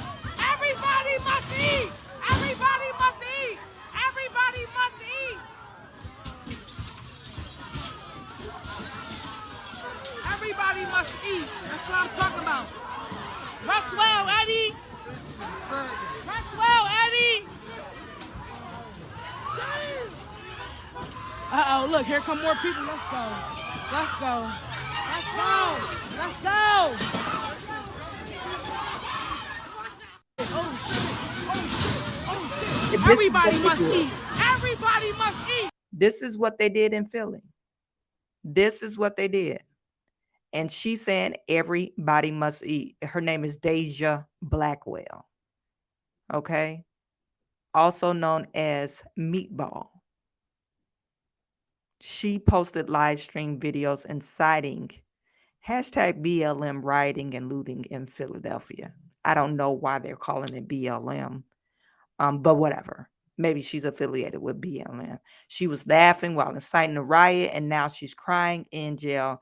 And everyone who looted the liquor stores, Lululemon, Foot Locker, Apple, and other stores should be in jail. The media is quiet, but if they were Trump supporters, it would be breaking news and mass arrests. Am I right or am I right? This is from Terrence K. Williams. I think Terrence, he's a comedian. So that's what happened. So we have a problem with kids. These kids can't read. These kids don't have a daddy. If you had a daddy, you wouldn't dare go to no damn liquor store talking about, oh, they got the guard thing down to protect people from breaking the glass, and you tear it down. Kids with daddies don't do that because normally daddies put the fear of God in you. You be like, oh no, I ain't doing that. And then, you know, if your husband is supporting the wife, normally what happens is, okay, your husband leaves the shepherd leaves and leaves the shepherdess over the flock, which is your wife, and he's supporting her. Like, so if she called, like, so and so acting up and doing this, I got a call from the police, and so is they arrested him. And you know what daddy would say? Oh, you know, don't worry about it, baby. I'll go pick him up. Or let his ass sit in jail. That's what normally happens when you have a man in the house. But you could tell none of these kids have dads. If they do, they ain't around. Because kids won't do this if they have a daddy or a mama that will instill the fear of God in them. But, you know, you got people not really believing in God. They don't believe in family values. All that stuff is out the door. So the debate is back. Let's get back. Air Force One Pavilion for the second Republican debate, and let's get back to our questions. Governor Haley, American students, they are in academic trouble. They have lower scores in math and reading. There's chronic absenteeism. That's at record highs. And this has even been called education homicide. You say school choice is the answer, but South Carolina, your home state, still has not enacted universal school choice, and even the current expansion won't be fully implemented until 2027. Parents can't wait 4 years for a fix. So what would you do right now?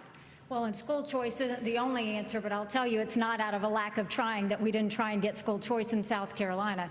What I'll tell you, first of all, is we have to acknowledge the fact that 67% of our 8th graders are not proficient in reading or math. Over 80% of our 8th graders aren't proficient in history or civics. And recently they came out and said our 12 and 13-year-olds are scoring at the lowest levels they've been scoring in reading and math in decades. So the first thing we've got to do is we've got to make sure we catch our kids back up. We have to make sure they can read. A child that can't read by 3rd grade is 4 times less likely to graduate high school. We need to do reading remediation. We need complete transparency in the classroom. No parent should ever wonder what's being said or taught to their child in the classroom. We need to make sure that we have school choice so that there's competition. We need to move all the programs from the federal government down to the states and let states decide what education looks like in their states. Right. And we need to start building things in America again. Let's put vocational classes back in our high schools, and let's get our kids building the things that we know that we can make. When we start to focus on that and really bring in that parental involvement, that's when we'll start to see a difference. But we've got to get parents back included. We've got to quit spending time on this DEI and CRT and instead focus on financial literacy, on digital literacy, and on making sure that our kids know what they need to do to have the jobs of the next generation. On the subject of education, a question for Governor Christie. Students in your state are getting high marks on their report cards, but minorities are not doing well with math and reading. Black and Hispanic students averaging 29 points lower than white students in New Jersey. Would you address minorities first? You have to address all students. And look, in our state, Stuart, frankly, before I was governor, that gap was close to 50%. And what we did was institute more charter schools and more Renaissance schools and more public school choice in New Jersey with innovative solutions in cities like Camden, where now we took what was the worst school district in America during my time, and we have now increased that by nearly 40% in terms of their proficiency. It can be done when you give people choice. But let's tell the truth to everybody about what this is.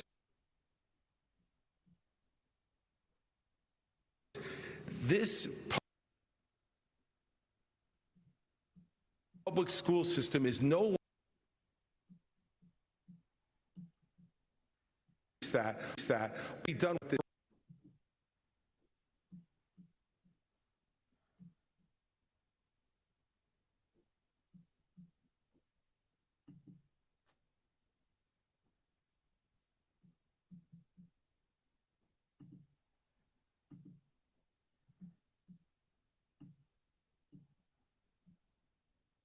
I don't know what happened to it.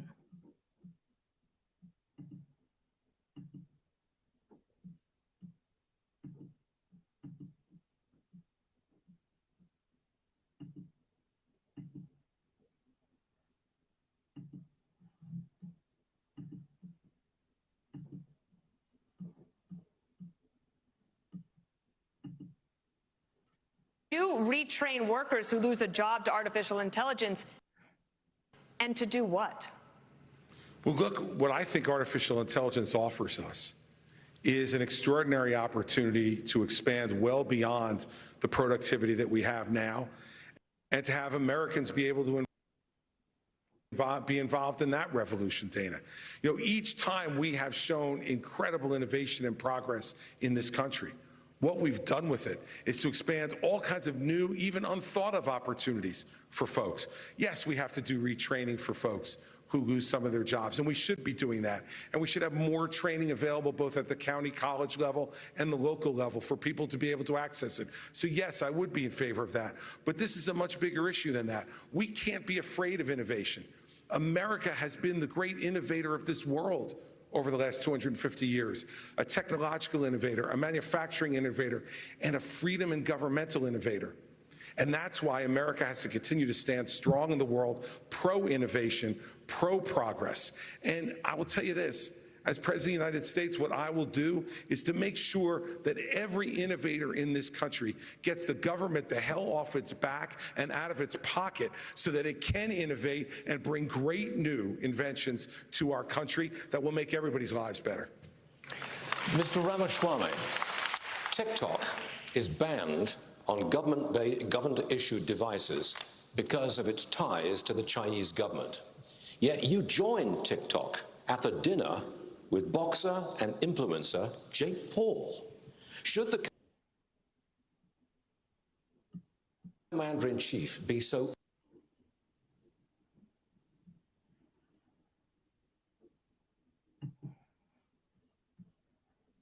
easily persuaded by an influencer? So the answer is I have a radical idea for the Republican Party.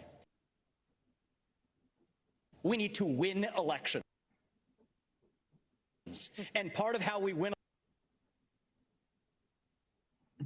elections is reaching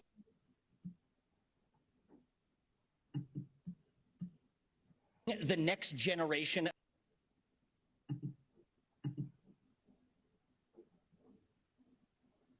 of young Americans where they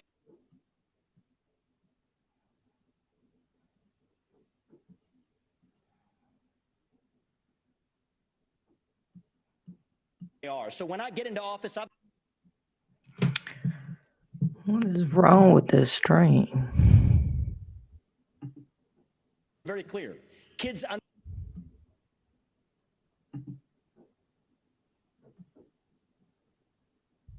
under the age of under the age of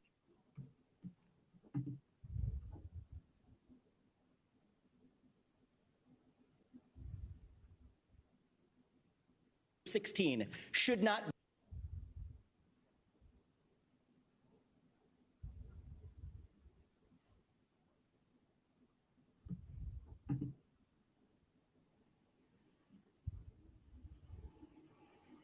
be using addictive social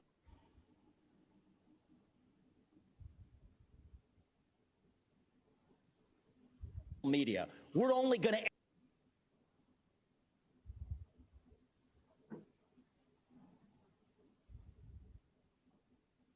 ever get to declaring independence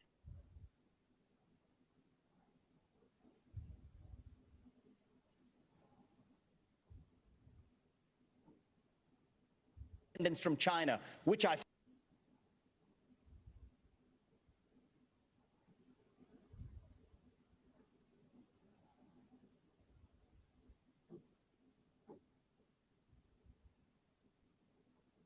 favor if we actually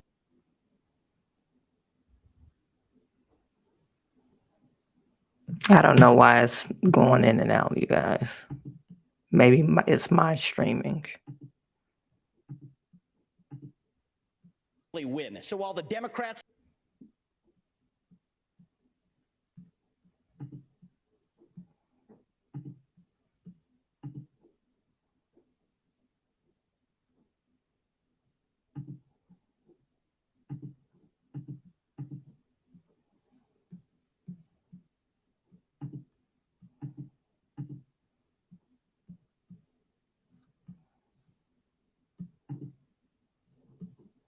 are running rampant, I don't know why it's doing that.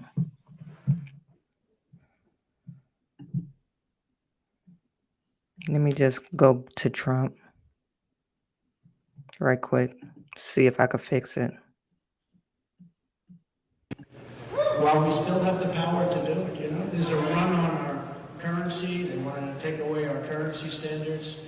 If that happens, that's the worst thing to happen maybe in our country's history. It'll put us in a much different position. But take a look at what's happening. Countries are leaving our standard.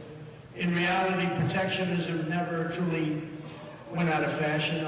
Corrupt politicians just stopped protecting American jobs and workers, and they started protecting the jobs and workers in China, Mexico, Germany, South Korea, Indonesia, Thailand, and Vietnam, many other countries too. Under the Trump presidency, patriotic protectionism will be the new American way. We want to be protected. That's what we have our government for. We want protection in many ways. We're going to stop the crime in our cities, and we're going to stop the crime in our country. And we're not going to be nice about it. We're not going to be nice about it.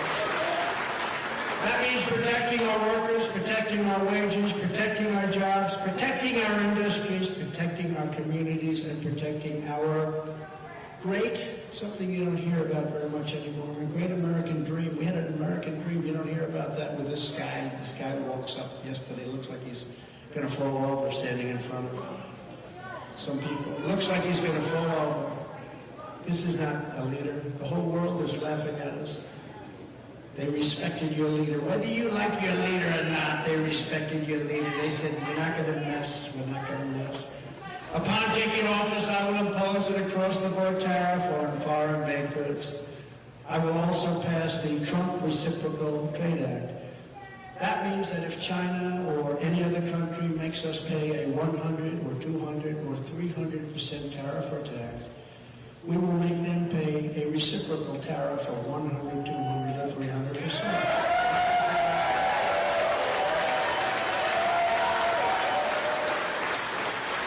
I will revoke China's most favored nation. Can you believe they have a most favored nation status? Because they said we are a developing nation. Well, we're a developing nation too. When you look at our cities, we're developing. We're developing in the wrong way. They are doing a worse job. Democrat mayors, Democrat governors. And we will impose stiff penalties on China and other trade abusers. Foreign auto parts manufacturing will be among our first targets. We're going to bring it home from China and other foreign countries on a very grand scale. It's you. Green light to China to take Taiwan. We need a peace comes through strength. We need a reasonable plan to peace. Governor Christie. The Communist Party of China is the real enemy. Governor Christie. Governor Christie. President Biden's first 2 years have brought China, Russia, and Iran closer together. Are we focused too much on Ukraine and not enough on this threat from the New World Order? No, they're all connected, Stuart. They're all connected. The Chinese are paying for the Russian war in Ukraine. The Iranians are supplying more sophisticated weapons, and so are the North Koreans now as well, with the encouragement of the Chinese. The naivete on this stage from some of these folks is extraordinary. Look, I understand people want to go and talk to Putin. Guess what? So did George W. Bush. So did Barack Obama. So did Donald Trump. And so did Joe Biden when he said a small invasion wouldn't be so bad. Every one of them has been wrong. And the fact of the matter is, we need to say right now that the Chinese-Russian alliance is something we have to fight against, and we are not going to solve it by going over and cuddling up to Vladimir Putin. Look, Donald Trump said Vladimir No, I Putin didn't forget was to pay my bill. and a great leader. This is the person who is murdering people in his own country, and now not having enough blood, he's now going to Ukraine to murder innocent civilians and kidnap 20,000 children. And let me tell you, if you think that's where it's going to stop, if we give him any of Ukraine, next will be Poland. Right. This is a guy who said, wait one sec, this is a guy in 1991 who said that was the darkest moment in world history when the Soviet Union fell. Listen, everybody, he wants to put the old band back together, and only America can stop it. Right. And when I'm president, we will. Governor Burgum, I want to get to Governor Burgum. He hasn't had a chance. I have a question I think you're going to really like, or at least you have experience in it. And we need to talk about America's farmers, because there is a foreign policy connection here. The U.S. and China are in this fierce economic competition. It's hurting American businesses, and there is blowback against American farmers because China then targets them in retaliation. How would you, as president, protect American farmers and ranchers from that kind of retaliation from a foreign government like China? Well, first of all, we've got the best farmers and ranchers in the world right here in America. If they have a level playing field, they can outcompete anyone in the world. But this is part of the larger issue that we're talking about here, which is we're in a Cold War with China. The Biden administration won't admit that. But we're also in an economic war through what we're doing with agriculture and energy. And we're also in a war with them relative to cyber war. We get attacked every day in North Dakota, every state, every school district, our tribes, all being attacked every day by either China, Russia, Iran, or North Korea. And now we've got a Biden administration whose whole policy is appeasement. They're out there, creating the world, making it less safe. $6 billion they traded for 5 people. They've just now set a price on anyone's head who's a tourist from America, who's a student from America, for kidnapping. If you want more kidnapping, put a price on it. And then they're also helping Iran get to have more closer to nuclear weapon, which pushes all of the Middle East closer to China and Russia. The whole thing is absurd. And then, of course, we're going to give Ukraine to Russia, and then we're going to give Taiwan to China, and think that's a foreign policy. That will make our nation less successful, make us more poor. And at the core of all that is energy policy, because China imports 10 million barrels of oil a day. They're the largest importer in the world, and we've had 4 cabinet members from the Biden administration there this summer, and none of them talked about U.S. energy. The first one to go to each of those countries was Kerry, to talk about the folly of the climate policy, which is making the world less stable. It's empowering dictators. It's not about climate change that we need worried about. It's about the Biden climate policies that are actually the existential threat to America's future. Thank you. Can I speak about Governor Haley, Mexico's president called who supports sending U.S. military into the country, quote, scoundrels. Mexico is the United States' most important trade partner and border security. You say you will send special operations to attack the cartels in Mexico. So, this means boots on the ground, drone strikes?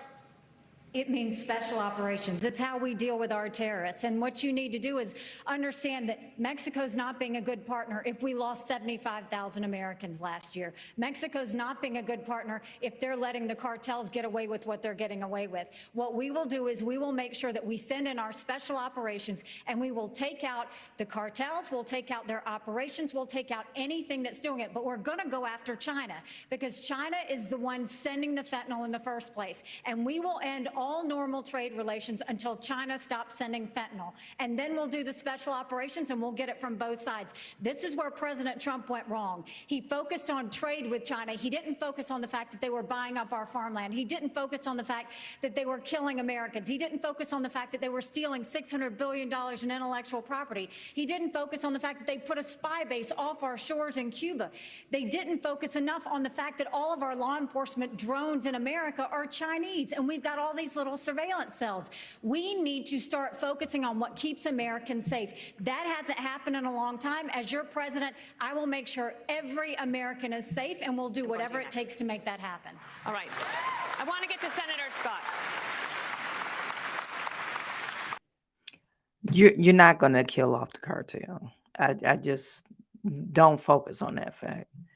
Focus on, okay, yeah, I believe the Chinese, they have us by the balls, basically, because a lot of stuff that we use, we import, and even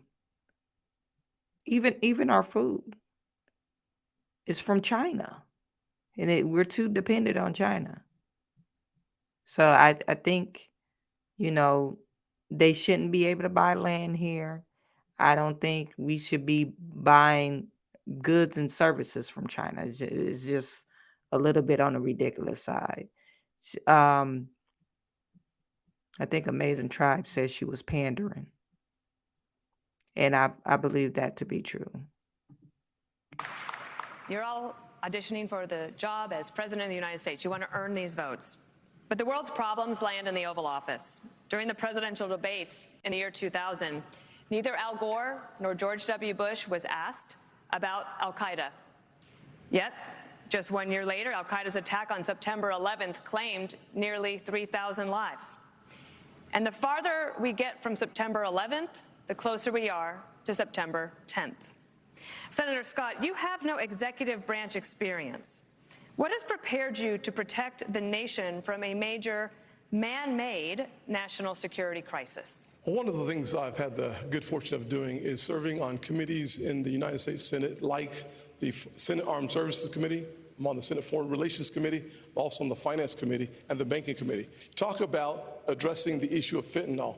I've written the legislation, passed it through the Banking Committee and the Senate that would freeze the assets and sanction the accounts of the Mexican cartels. There are weapons that we have within the arsenal that I was able to get past 23-0 in the polarizing Senate as it is. I've also understood without question the fact that if you look at the details before 9/11, there was information and intelligence that was available that suggested an attack was coming. Having the right intelligence partners with us is key to making sure that we prevent the next 9/11 from ever happening. Having that experience for the last 10 years is really important in getting the job done. 30 seconds to you, Mr. Pence. Well, I think you asked a question about executive experience. I think it's vitally important.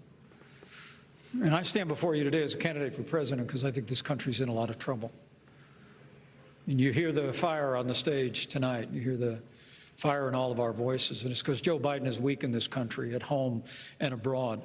This is a time for those of us that have the experience, the tested experience, and a commitment to the conservative agenda that Ronald Reagan brought forward in this party of a strong national defense, standing with our allies, standing up to our enemies, supporting limited government and traditional values, need to step forward. Understood. Because, frankly, our party does face a time for choosing, as I said at the top of this debate, whether we're going to stand on the foundation of that conservative agenda that Ronald Reagan poured, or whether we're going to follow the siren song of populism unmoored to conservative principles. I'm the most experienced, most qualified, and most consistent conservative in this field, and I'm ready to lead America at home and abroad on day one. Time for choosing to go to a break. Ilya. Reagan built a coalition that lasted decades. Can any of these candidates do the same? We'll take that up. When There's no pressure and no obligation, just information. He didn't even get any claps, you guys. Mike Pence did not get any claps regarding his response. He didn't even respond, just like that last question they asked him. She had to remind him.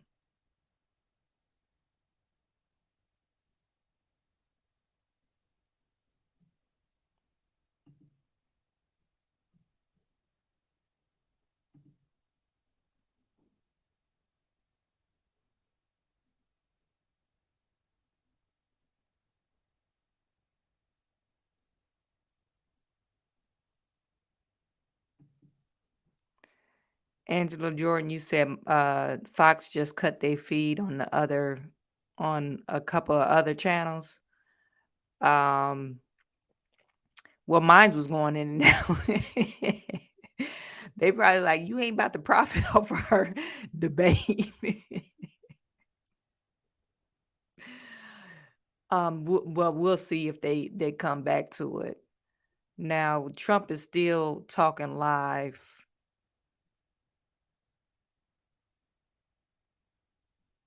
Talking live to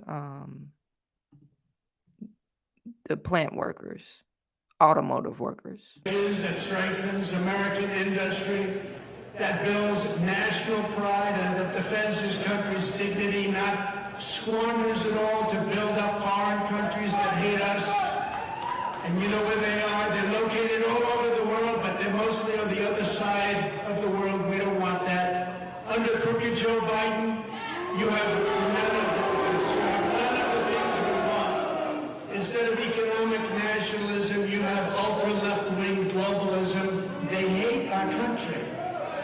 And the workers of America are getting, to put it very nicely, screwed, getting screwed. Yesterday, Joe Biden came to Michigan to pose for photos at the picket line. Send Michigan auto workers to the unemployment line. He only came after I announced that I would be here. You know, he announced quite a bit later. Spoke for a few seconds. Did you notice he spoke for what? A few seconds? And he had absolutely no idea what he was saying.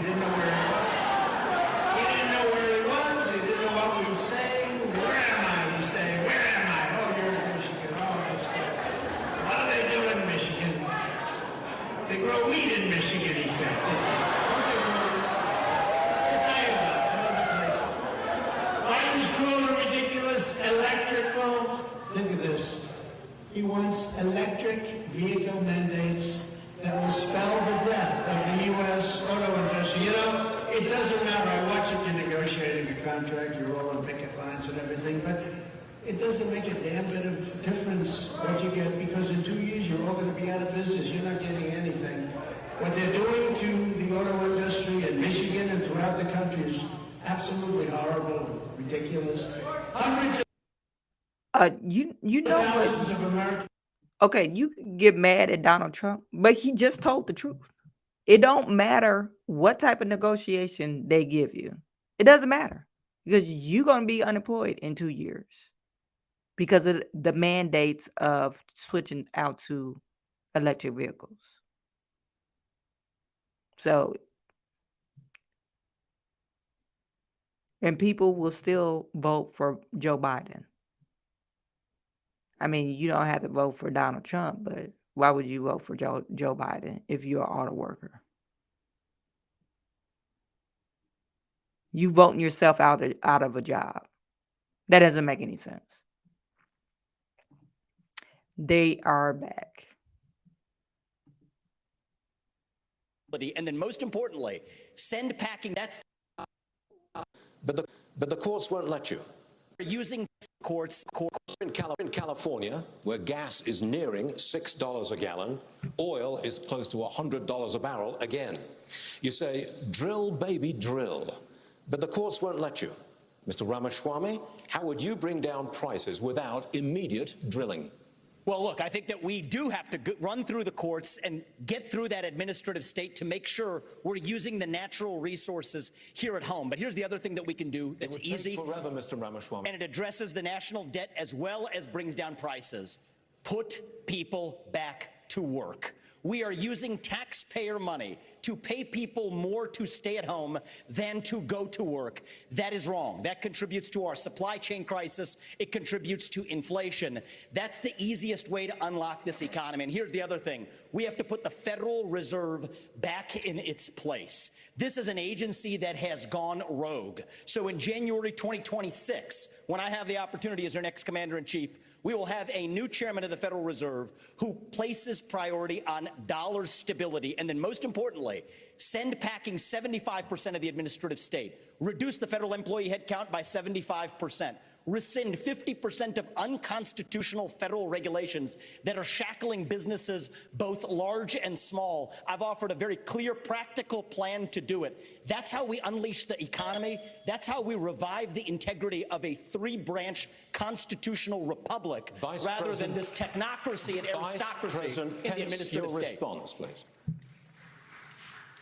I think one of the signature accomplishments of our administration was in just a few short years, we achieved energy independence. We became a net exporter of energy for the first time in 75 years. But on day one, Joe Biden declared a war on energy, which was no surprise because when Joe Biden ran for president, he said he was going to end fossil fuels. And they've been working overtime to do that ever since. If I'm president of the United States, we're going to open up federal lands. We're going to unleash American energy. We're going to have an all-of-the-above energy strategy. And I have a plan that actually would not only reclaim energy independence, but in 2006, America lost our position as the leading energy producer on Earth. I believe in the next 10 years, with the right policies and experienced leadership in the White House, we can reclaim our role as the leading energy producer on Earth, and that'll grow the American economy for generations to come. Governor Haley, reaction to that, please. As the only person who's leading an energy state, could I answer the energy question? No, Governor Haley. So, the first thing I'll say is what I saw at the United Nations is energy security is national security. We need a president that understands we have to partner with our producers and make sure that we have their backs. What you don't need is a president who is against energy independence. Ron DeSantis is against fracking. He's against drilling. He's been against, you did it. He always talks about what happens on day one. You better watch out, because what happens on day two is when you're in trouble. Day two in Florida, you banned fracking, you banned offshore drilling, you did it on federal lands, and you took green subsidies that you didn't have to take. Governor DeSantis, you were mentioned. You have the right to respond. 30 seconds. Yeah. I just did a plan out in West Texas for American energy dominance. We're going to choose Midland over Moscow. We're going to choose the Marcellus over the Mullahs, and we're going to choose Bakken over Beijing, and we are going to lower your gas prices. We are going to get that job done because it's important for our national security, it's important for jobs, and that's one of the best ways to drive down inflation. Governor DeSantis, Governor DeSantis, Governor DeSantis, this question is for you. Our voters enacted a constitutional amendment. You banned it before they voted. No, it's not true. You banned it before they voted, and not only that, fracking wasn't. They didn't vote on fracking. She's just totally wrong. They voted it in. That's what we did.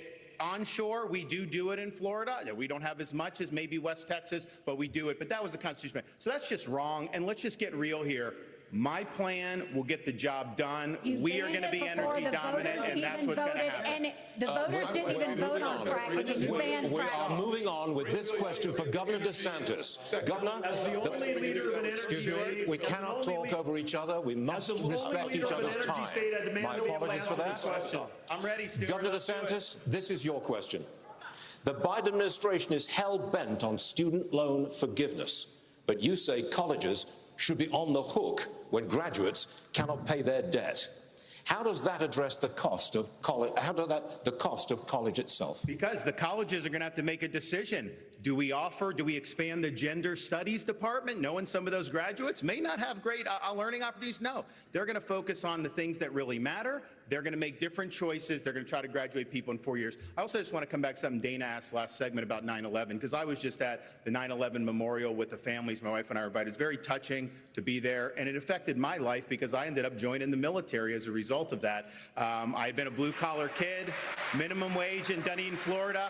I ended up getting through Yale and Harvard Law School and somehow came out more conservative than when I went in, and that is not easy to do. Had a lot of opportunities to make money, but I wanted to serve, and I'll never forget coming back on the plane from Iraq, landing in Coronado, California, North Island, and feeling that breeze off the Pacific Ocean and say, you know what? I am lucky to have been born an American, and I think being able to serve, and I'll be the first president elected since 1988 who's actually served overseas in a war, I think that's going to help me as commander-in-chief to know how you see these issues and understand that there are real lives at stake for people that wear the uniform. And we know that Governor Haley's husband is serving right now as well, and we thank him for that.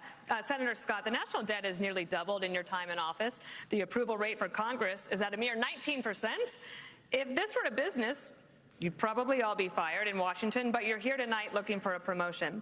In 2013, Governor Haley hired you for the Senate. I'd like you to tell her why you should be promoted to CEO of the nation instead of her. Certainly. One of the things I'd say is if you look at our national debt of $33 trillion, I would love to have an opportunity to have this country pass a balanced budget amendment.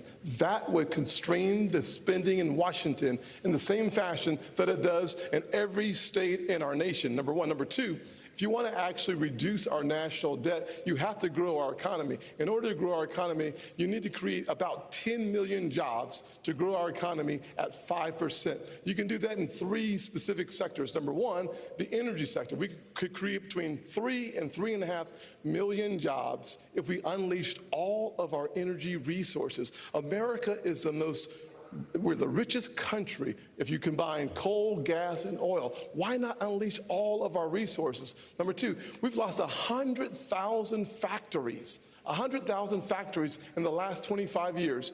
If we continued on my Made in America plan, we could bring jobs back to America in a similar fashion that we did when I wrote the Tax Cuts and Jobs Act. We actually lowered the corporate tax from 35% to 21%, reshored or repatriated $1.7 trillion. We brought the unemployment rates for African Americans, Hispanics, and Asians to the lowest level in the history of the country, and a 70-year low for women. Governor Haley, would you think you would deserve the promotion over him? Look, I appreciate Tim. We've known each other a long time, but he's been there 12 years and he hasn't done any of that. He hasn't. They've only given 4 budgets on time in 40 years. He was part of that. He increased the national debt. He voted for the spending. He has made sure that the borders are open and they haven't done anything. Look at everything that's happened. 12 years. Where have you been? Where have you been, Tim? I voted on most of those things. We've waited and nothing has happened. Nikki saying, Where have you been, Tim? Where have you been? Tim, where you been at? And I appreciate a lot of the things they're saying. I'm the only one up here who's gotten in the big fights and has delivered big victories for the people of Florida. And that's what it's all about. You can always talk, but when it gets hot in there, when they're shooting arrows at you, are you going to stand up for parents' rights, to keep the state free? Are you going to be able to do all those things? And in the state of Florida, because of our success, the Democratic Party lies in ruins. We have won the big fights. We have turned our state into a Republican state. People respond to leadership. I've done it while others have talked about it. CEO, we actually have a CEO in the White House, which is what I think we need. If I may just briefly interject here, we need a zero-based budgeting. That's the way businesses are actually run. Start with zero as the baseline for the budget, and then see what's actually necessary. There isn't a blue state or a red state in this union that does it. The federal government doesn't do it. But successful companies, including the ones that I've built as a CEO, will do it. And I think we need a CEO in the White House to get that done. Governor Burgum runs a state that way. Yes, tech go questions, ahead. you didn't ask the only guy that's been in tech. You have energy questions, you don't ask anything. But I'm just going to say right now, when you say nobody else has done it, the energy plans that have all been announced in the last month by these other folks on stage, we're already doing it in North Dakota. The border plans they're already talking about, we've got troops down at the border flying helicopter missions from North Dakota, from San Diego to the Gulf Coast, trying to stop transnational criminal organizations from inflicting the invasion and the mass casualties in our state. And on the energy policy, we're already doing it. It's not saying that nobody else has done the big fights. North Dakota was leading the charge. We won the battle to get the Biden administration, who was ignoring the law. They were the first administration since Truman that wasn't holding the quarterly required lease sales, and we won that in federal court. WOTUS, we won that in federal court. We're fighting the Biden administration on 20 fronts. To say that nobody's fighting the big fights, just look at the record of what we're doing right now. Energy, economy, national security, I've been talking about it since day one, and now finally good, we're having the conversation about it, but we've got the answer in North Dakota. Governor Burgum, let's talk big government. This question's for you. Big government keeps getting bigger. 1/5 of all new jobs this year have been created by the government. Governor Burgum, you say you want to shrink the size of government, but it has been a century since any president has done that. Why would you be any different? Well, because we've done it in North Dakota. When I took office, we shrunk the state budget general fund by 27% in the first 4 months I was in office, and all the trains still running on time. Why? Because you had a business leader that was actually there. Inside of every government job, there's 10 or 20% of mind-numbing, soul-sucking work that even the state and federal employees don't want to do, and you can engineer that work out of the job. That would free up right there 20% of 2 million civilian employees. And by the way, we've got 10 million jobs open. They'd have plenty to do, and they could be generating taxes instead of being paid by taxes. This is totally possible to do it if you have somebody that understands, because having worked in technology for 30 years, everything we had to do was to be better, faster, and cheaper the next day. That's what we can do in government. That's what we're doing in North Dakota. All right. Governor DeSantis, I want to ask you about something that I think is on a lot of Republicans' minds. This election could come down to less than 50,000 votes in 3 states. Abortion was on the ballot in 6 states in 2022. Republicans lost all of them. Next year, abortion will likely be on the ballot in Arizona. That is a must-win state. Governor DeSantis, how are you going to win over independent, pro-choice voters in Arizona? Same way we did in Florida. We won the greatest Republican victory in a governor's race in the history of the state, over 1.5 million votes. We were winning places like Miami-Dade County, Palm Beach, that nobody thought was possible because we were leading with purpose and conviction. I reject this idea that pro-lifers are to blame for midterm defeats. I think there's other reasons for that. The former president, he's missing in action tonight. He's had a lot to say about that. He should be here explaining his comments to try to say that pro-life protections are somehow a terrible thing. I want him to look into the eyes and tell people who've been fighting this fight for a long time. My wife and I earlier today were at the gravesite of President and Mrs. Reagan, and I noticed that there was a quote where it says, "Every single person has purpose and worth."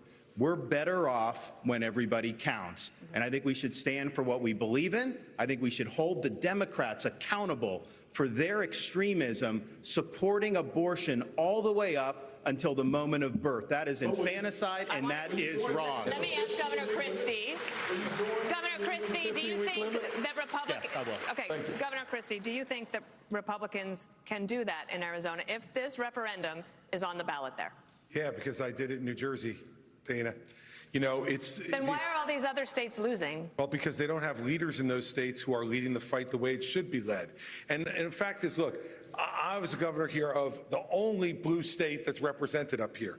This is where the fight is really tough for Republicans. And those are the states that we're going to have to try to win if we're going to win the White House back. And what we did was 14 times, Dana, in 8 years, I vetoed Planned Parenthood funding. 14 times. No one else gets it that much. The Democrats just kept sending it to me, and I kept saying no because I believe in life, but I also believe in states' rights. And I think we fought hard against Roe versus Wade for decades to say that states should make these decisions. So we're going to have those fights in the states. But what you need is a leader who can talk to people and make them understand that if you're pro-life, you have to be pro-life for the entire life, not just the 9 months in the womb. And we talked a lot about fentanyl tonight, and we haven't spoken one moment about treatment. But we need to make sure that for the drug-addicted 16-year-old on the floor of the county lockup, her life is precious too. And we need to be providing treatment to cure this as a disease that it is. If you're pro-life, you got to be pro-life for the entire life. We start talking like that, they're going to do what I did in the blue state, which was get reelected with 61% of the vote and won 70% of independents and 51% of Latinos because I told them the truth from my heart. Thank you. Vice President Pence. The latest Univision poll found that 73% of Latino voters think the Republican Party doesn't care about or is being hostile toward them, the Hispanic community. Only Governor DeSantis has translated his campaign into Spanish. How will you reach out to Latino voters? Well, I promise you that we're going to continue to build bridges to every community in this country. And I'm incredibly proud of that tax cut and tax reform bill. I worked on Capitol Hill to help get that bill passed into law. The largest tax cut in American history. We saw literally the lowest unemployment ever recorded for Hispanic Americans. Reach out to lowest Latino unemployment voters? ever recorded for African Americans. 50-year low for women. So I think the President of the United States needs to be a champion for the American dream for every American. It begins with the unborn and the aged and the infirm. And it begins with every ethnic group in this country. And I promise you, if I'm President of the United States, I'll be a champion. I'll be a champion for the American dream, for Hispanic Americans and for every American. So help me God. Senator Scott, reaction? Yes, there's no doubt. Nobody that clapped. If you lead by example, it's the best way to get the job done. If you look at my office in the Senate, my chief of staff is the only Hispanic female chief of staff in the Senate. I hired her because she was the best, highest qualified person we have. What we need are leaders who lead by example. And I will simply say, I would love to finish my conversation with Nikki as it relates to the job that needs to get done. Nikki offered a 10-cent gas tax increase in South Carolina. Talk about someone who has never seen a federal dollar she doesn't like. 10 cents on the gallon in South Carolina. As the UN ambassador, you literally put $50,000 on curtains in a $15 million subsidized location. Next. You got bad information. First of all, I fought the gas tax in South Carolina multiple times against the establishment. Just go to YouTube. Against the establishment. Just go to and YouTube you want to know what that 10 cent was? When they wouldn't pass the gas tax, the establishment and the companies wanted me to do it so much that I said the only way I will pass it if you will give us three. All you have to do is go watch Nikki Haley on YouTube. If you will give me 3 times the deduction in income tax, then I will look at your gas tax, which is why it didn't happen. Exactly, Ron. Secondly, on the $50 million. Here is a nice part. Secondly, on the curtains, do your homework, Tim, because Obama bought those curtains. Did you send them back? It's in the press. Did you send them back? It's the State Department. Did you send them back? Did you send them back? You're the one that works in Congress. Oh my gosh. You get it You done. hung them on your curtains. They were there before I even showed up at the residence. You are scrapping. You are scrapping. I'm not scrapping. You know I fought Here's a fact. Here's a fact, though. I cut taxes. I loaded up our You wanted a gas tax increase, and then you wanted Ladies and gentlemen, we do not intend to go ahead like this. In fact, we're about to take a commercial break. We'll have more of the second Republican debate live from the Reagan Presidential Library in just a few moments.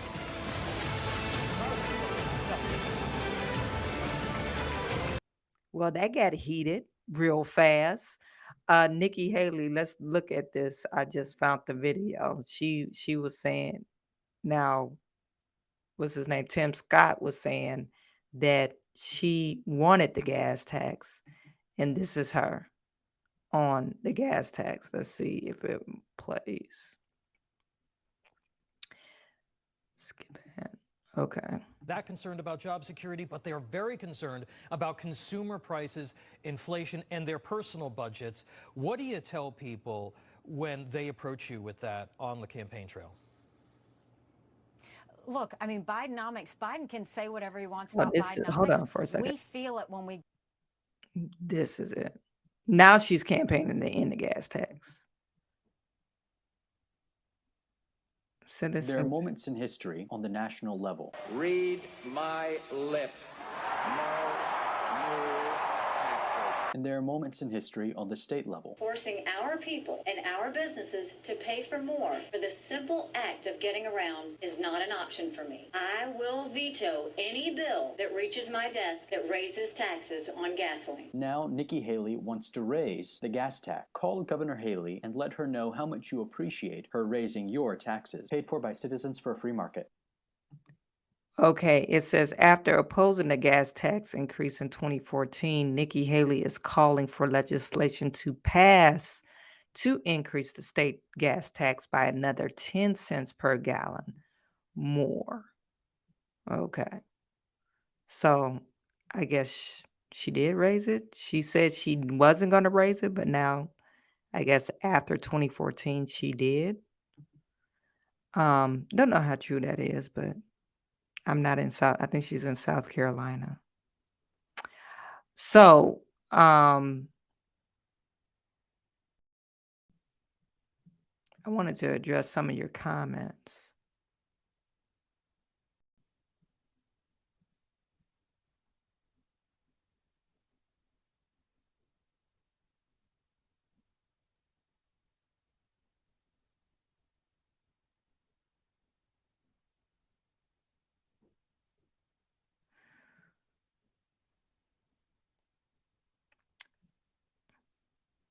Amazing Tribe, you put in here that that girl was not the girl.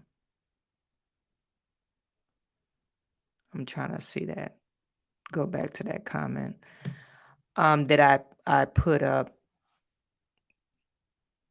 the girl that was arrested. You said that wasn't her name. They got her when I Googled it. Her picture came up several times, so I'm not for sure why they name or who put the wrong name on her. Anyway, let's see if they back. No, they're not.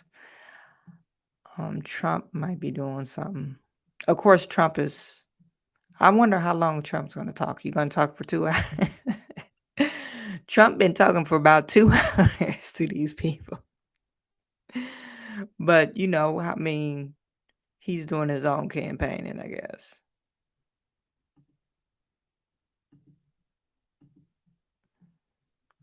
What I was getting at on... So you're saying this is Deja Blackwell. This is not her. Is that what you're saying? Who calls themselves Meatball? I don't know.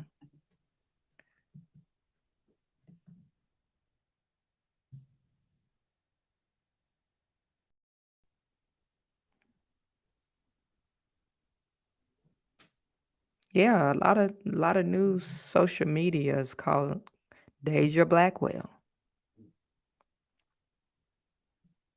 I mean, it's all over the news.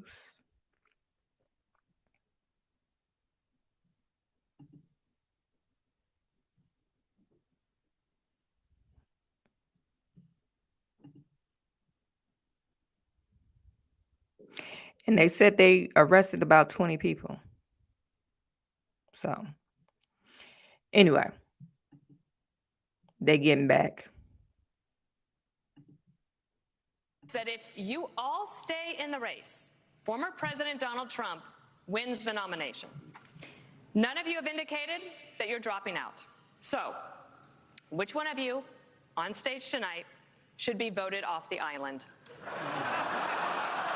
Please use your marker to write your choice on the notepad in front of you. 15 seconds starting now. Of the people on the stage, who should be? I'm I'll decline absolutely to do that serious. with all due respect. I mean, we're here, like, we're happy to debate, but I think that that's disrespectful to my fellow competitors. Nobody wants to. Nobody wants to participate. Let's do some questions. Let's talk about the future of the country. I'll answer. I want to be clear Let me about ask you this. this. If I may, Let me ask answer you this. something. Yep. Then if you won't answer that question, let me ask you this one. Yeah.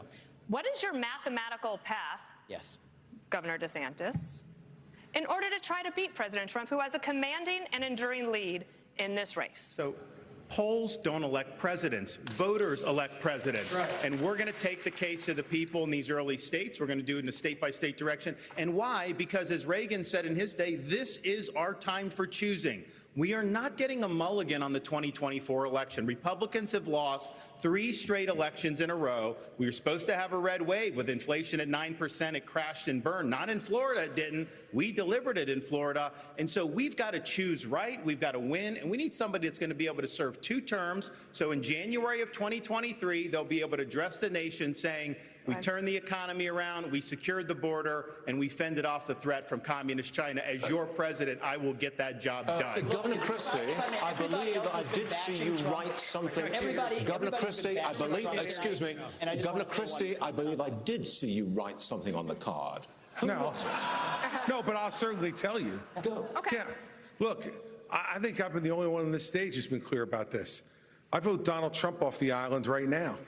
And the reason I vote him off the island, any of the people on the stage, you know what? off the- Every person on this stage has shown the respect for Republican voters to come here to express their views honestly, candidly, and directly, and to take your questions honestly.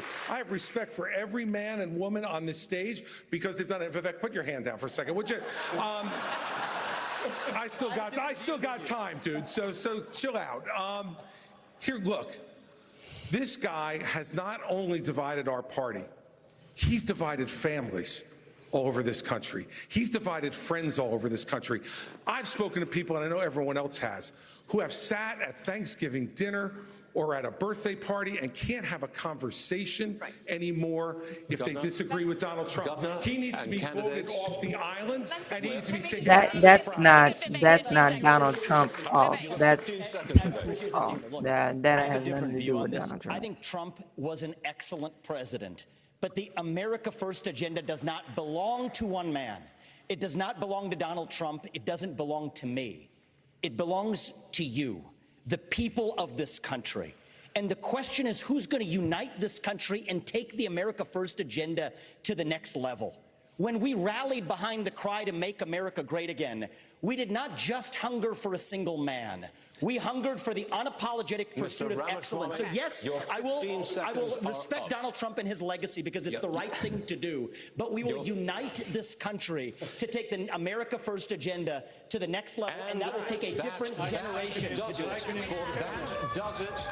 I repeat, that does it for the second Republican primary debate live from the Ronald Reagan Presidential Library. Thank you to all the candidates. We've loved having you here tonight, and we will see you out on the campaign trail. Have a great evening. Thank you for joining us, everyone. Good night. Buenas noches. So I don't believe there were like no real zingers, no real winners or losers. It was some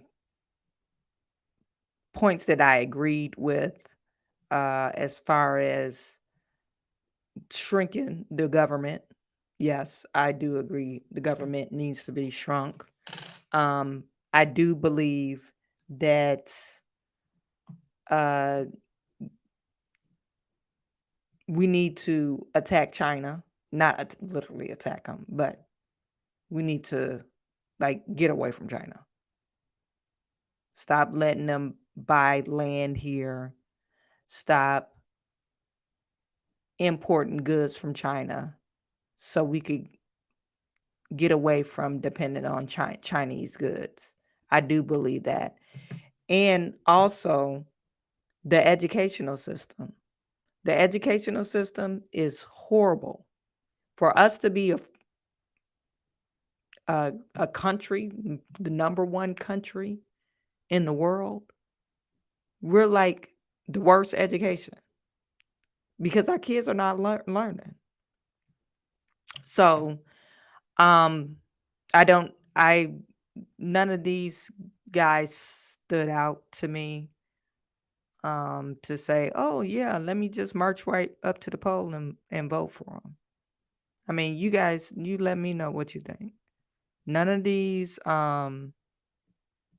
people stood out.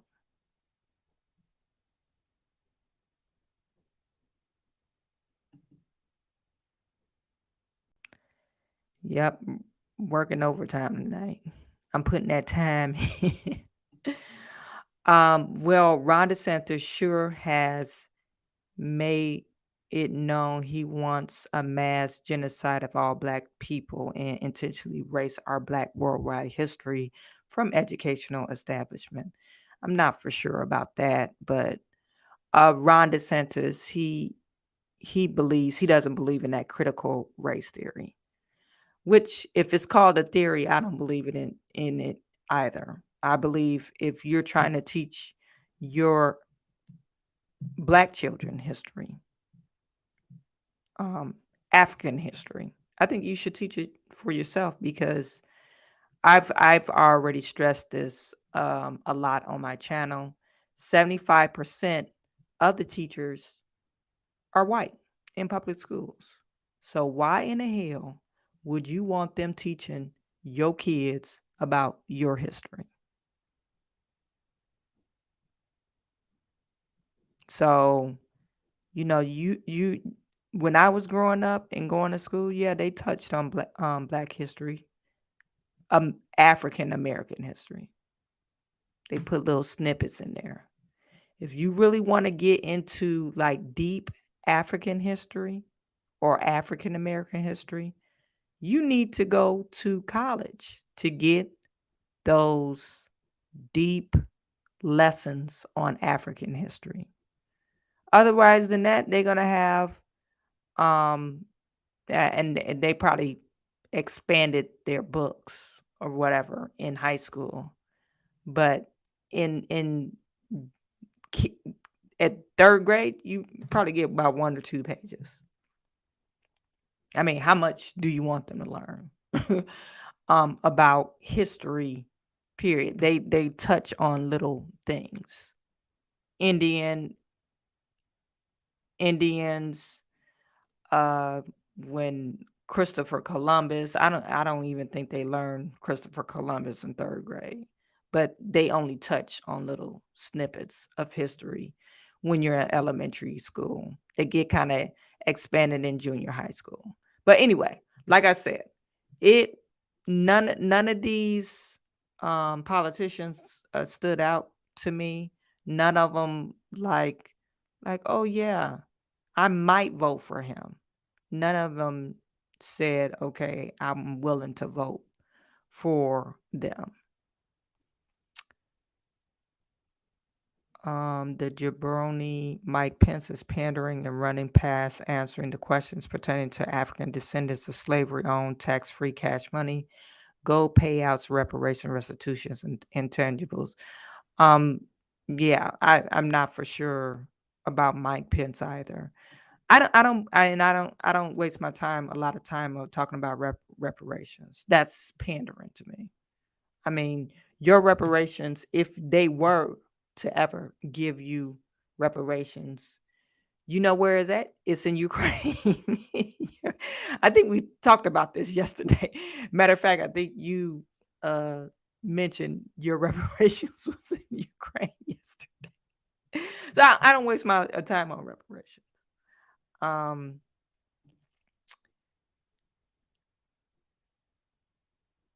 Vivek was still a good chance.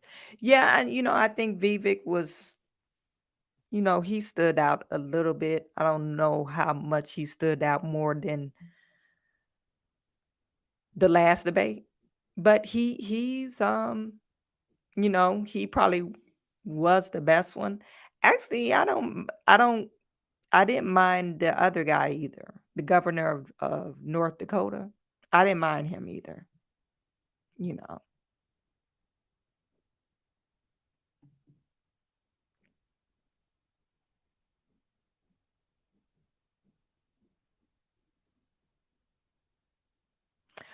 Oh yeah. Okay. Yeah, I see what you get where you getting at.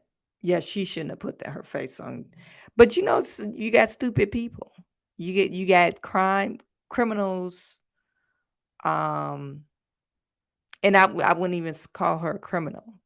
They just younger people. They don't think the police monitor the internet, and they do. It makes their job way easier because criminals nowadays they film everything.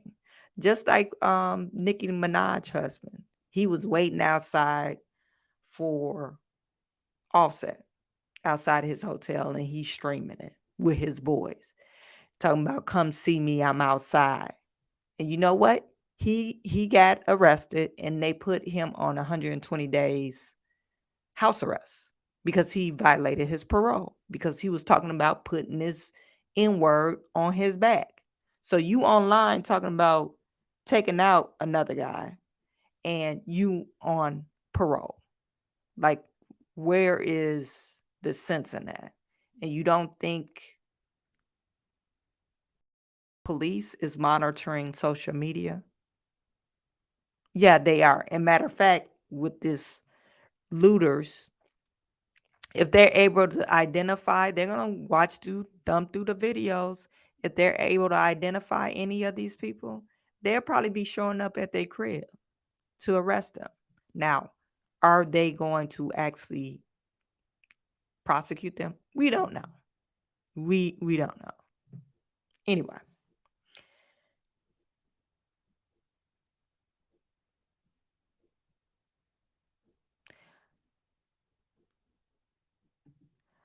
Angela Jordan, Tim Scott was correct. Haley's remark and proposal to abolish the federal gas tax. Okay. Yeah, I think she wanted to first she said she didn't want to have the gas tax, then we found that little video. I guess she changed her mind.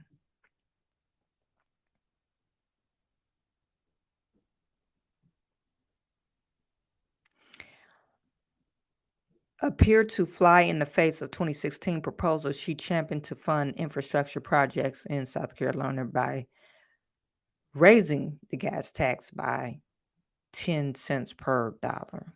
Okay. We should learn everyone's history. Everyone has skin in the game. I believe they do, but there's only so much they could teach you in grade school.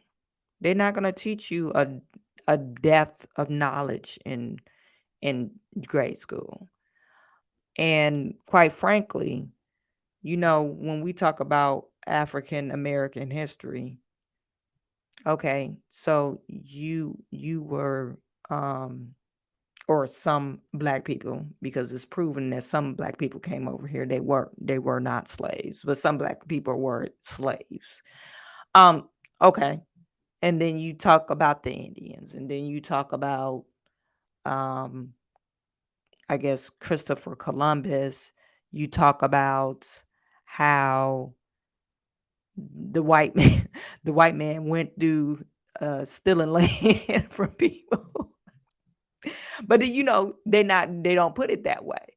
So I think some of the problems with the history that they put in the book, this is not my problem. They wash it out, because how much can you put in these books to children? So I think some of the philosophers and Pan-Africanism and pro-black people want you to put, the real deal, the raw of what happened some of the stories of what happened in these books, but I don't think that's never is going to happen. That's not going to happen. Like I said, if I have children, I'm not going to let them. Yeah, they know a little bit about history, from what the school taught them, but I'm not going to leave it up to the school to teach them my history. I just not going to do that because I don't think it's necessary for them to do that because I know where I came from. You get what I'm saying? And like I said, most of the people that's having these problems or these arguments with like the critical race theory, they don't like white folks anyway.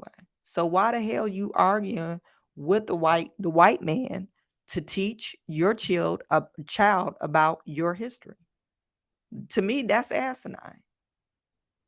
And then you get in another argument because they created a syllabus or whatever. Oh no, I don't want them, don't teach them that way.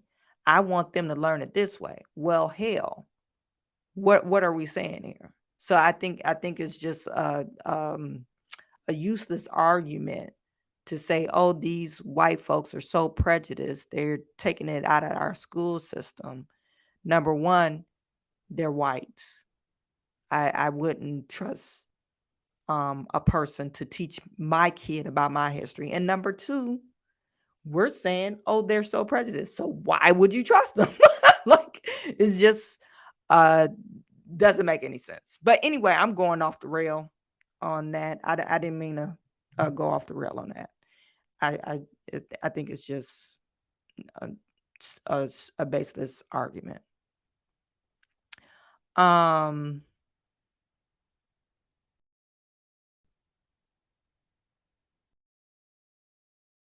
Yeah, we did talk about reparations yesterday.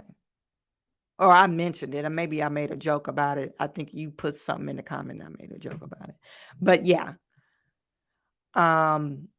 So we got through the debate. Like I said, I didn't see nothing that say, oh, let me just march to the polls and vote for these guys. The last story, like we went through the debate, but I did want to touch on something that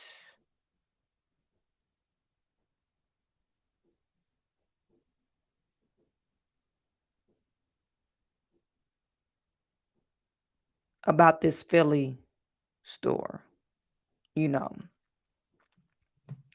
So someone put, so you guys seen this. I don't know if you was online, if you seen this. Now, this is the girl Deja Blackwell. Deja Blackwell. They arrested her. They said she incited a riot. Okay.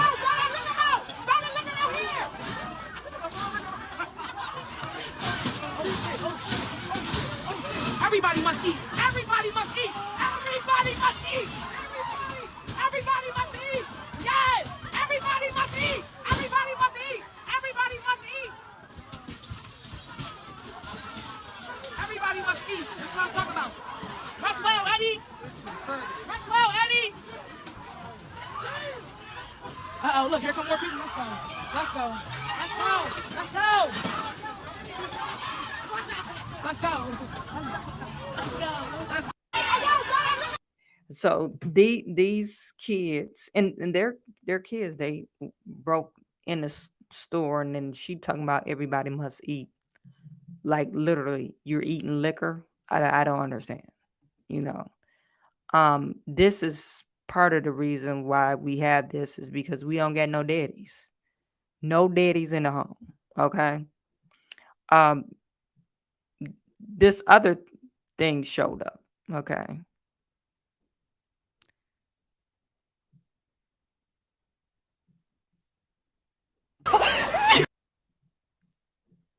Somebody was crying in the background. Let me just read this post. It says, what happened in Philly last night at Lululemon was wrong. Democrats know it was wrong. Republicans know it was wrong. Independents know it was wrong.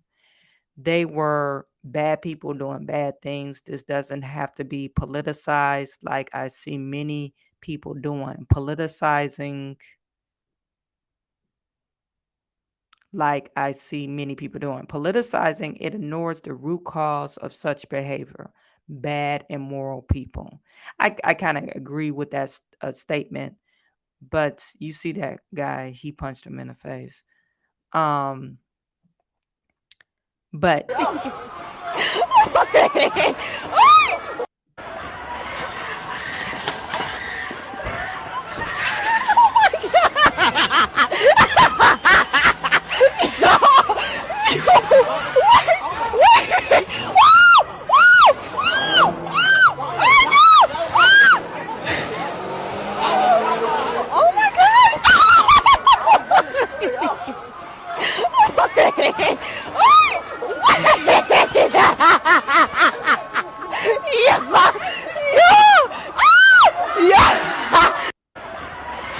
do you guys find this a little bit annoying? Whoever's filming, she's laughing.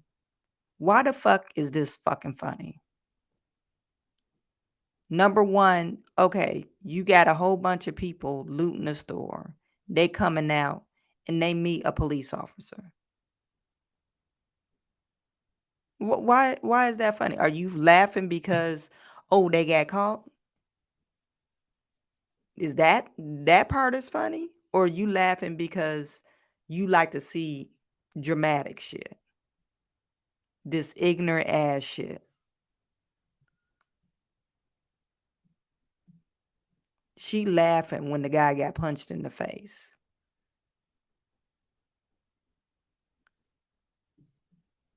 Why is that funny though? Okay, he was in the wrong, and I'm not talking about the police officer. I'm talking about these people are in the wrong for looting the stores. Yeah, they in the wrong. But why would you laugh at somebody getting hurt? I just don't understand that. I mean,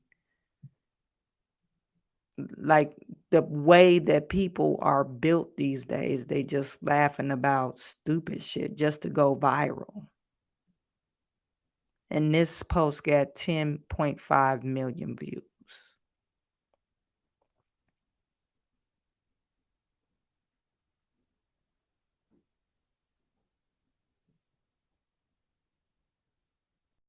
And they're calling it immoral views or behavior. Yeah, that's just like I don't got no daddy behavior.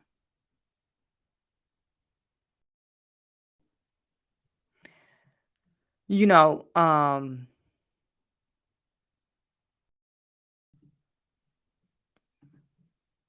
so and you know, it's funny because they keep on every news outlet got this Deja Blackwell.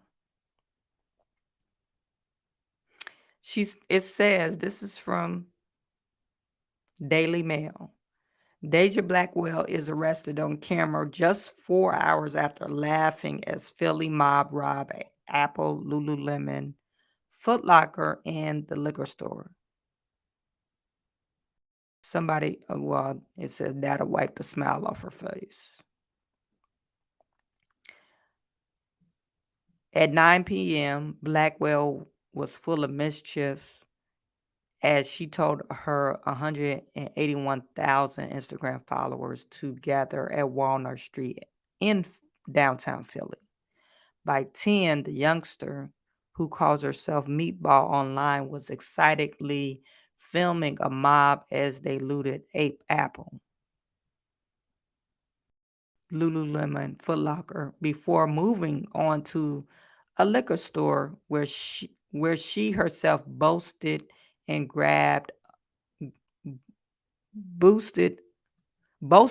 grabbing a bottle of Hennessy. Tell the police if they lock me up tonight, it's going to be lit. It's going to be a movie. Everybody got to eat, she said confidently in the camera. It was a quick thug back to reality for Blackwell when police arrested her in her friend's car a little after midnight.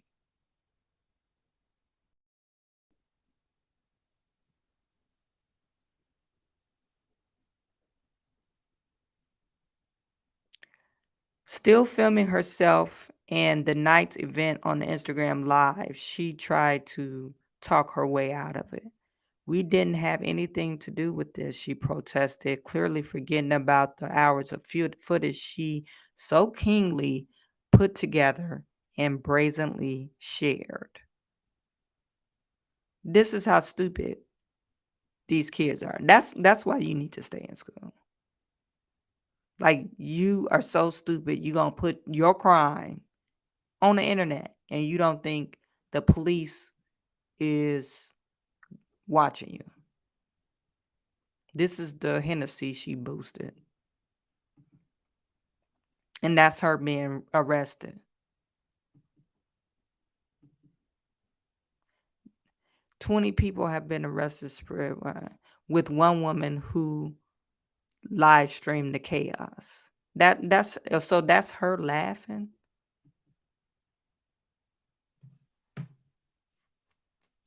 It was about 100 juveniles kept moving from the store to store and looting them. Who goes in Lululemon and steal?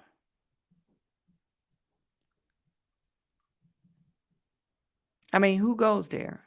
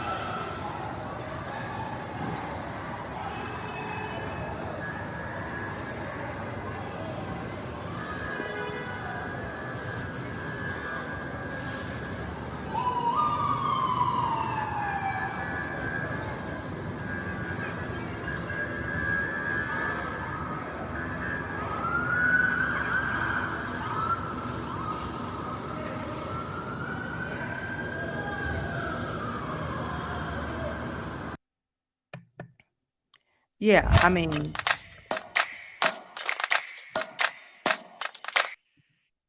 you on the internet and think the cops ain't watching you. To me, that's just ridiculous.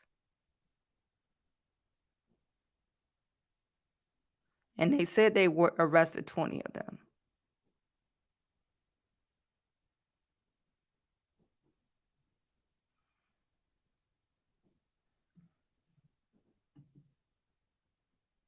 I mean, what the hell?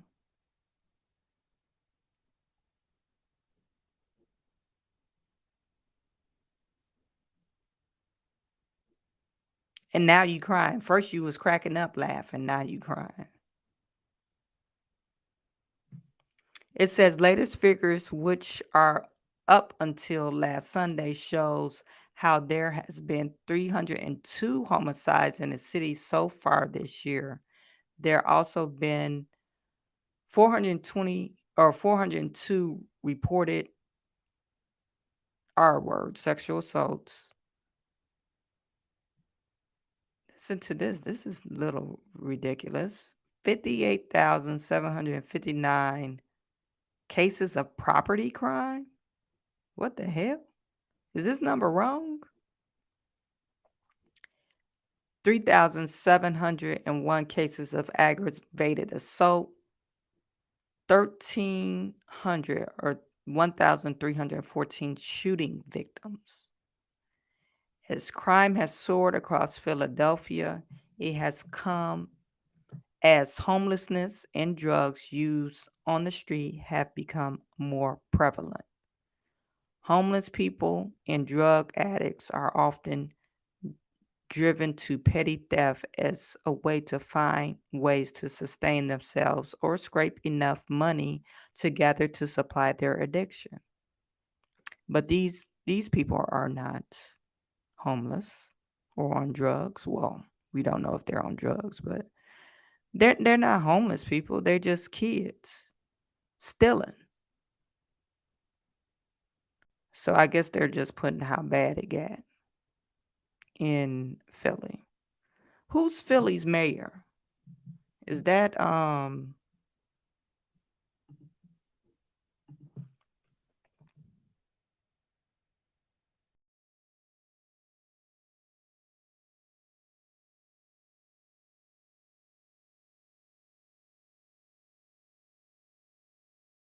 Mayor Jim Kenney?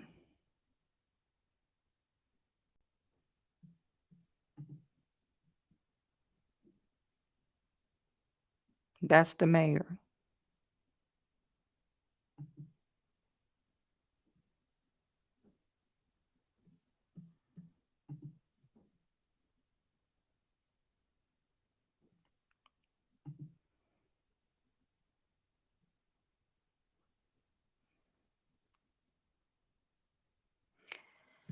So, and we know Philly is bad because of the drugs in Philly. So I wonder what he's doing about his city.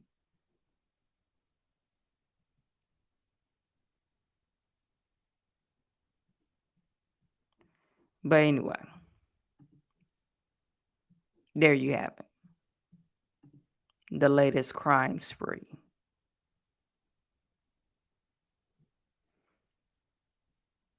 And it's bad. So, you guys, I'm going to head on out. I've been on live for about 3 hours, I think. Yeah, 3 hours. 3 hours and 1 minute. So I appreciate every single one of you guys for tuning in. It's been great. It's been real. I'm planning to go online during the day tomorrow because my kids been bugging me about, "Mommy, we want to do a movie night."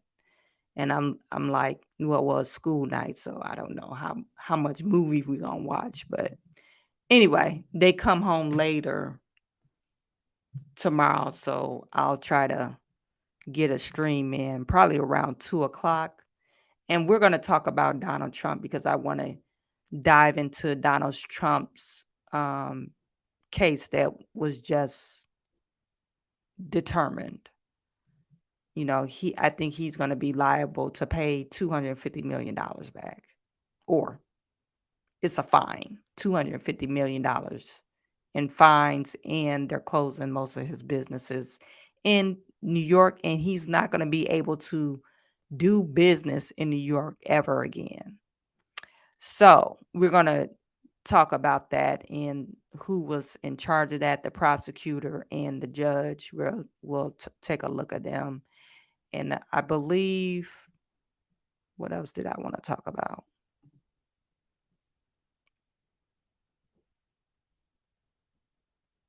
And we probably talking about the debt ceiling, or what is it called? Government shutdown.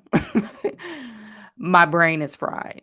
Oh, and Colin Kaepernick. That's what we're going to talk about tomorrow too. All right, so you guys, thank you for tuning in, and I am sending all my good to you. You guys have a nice evening.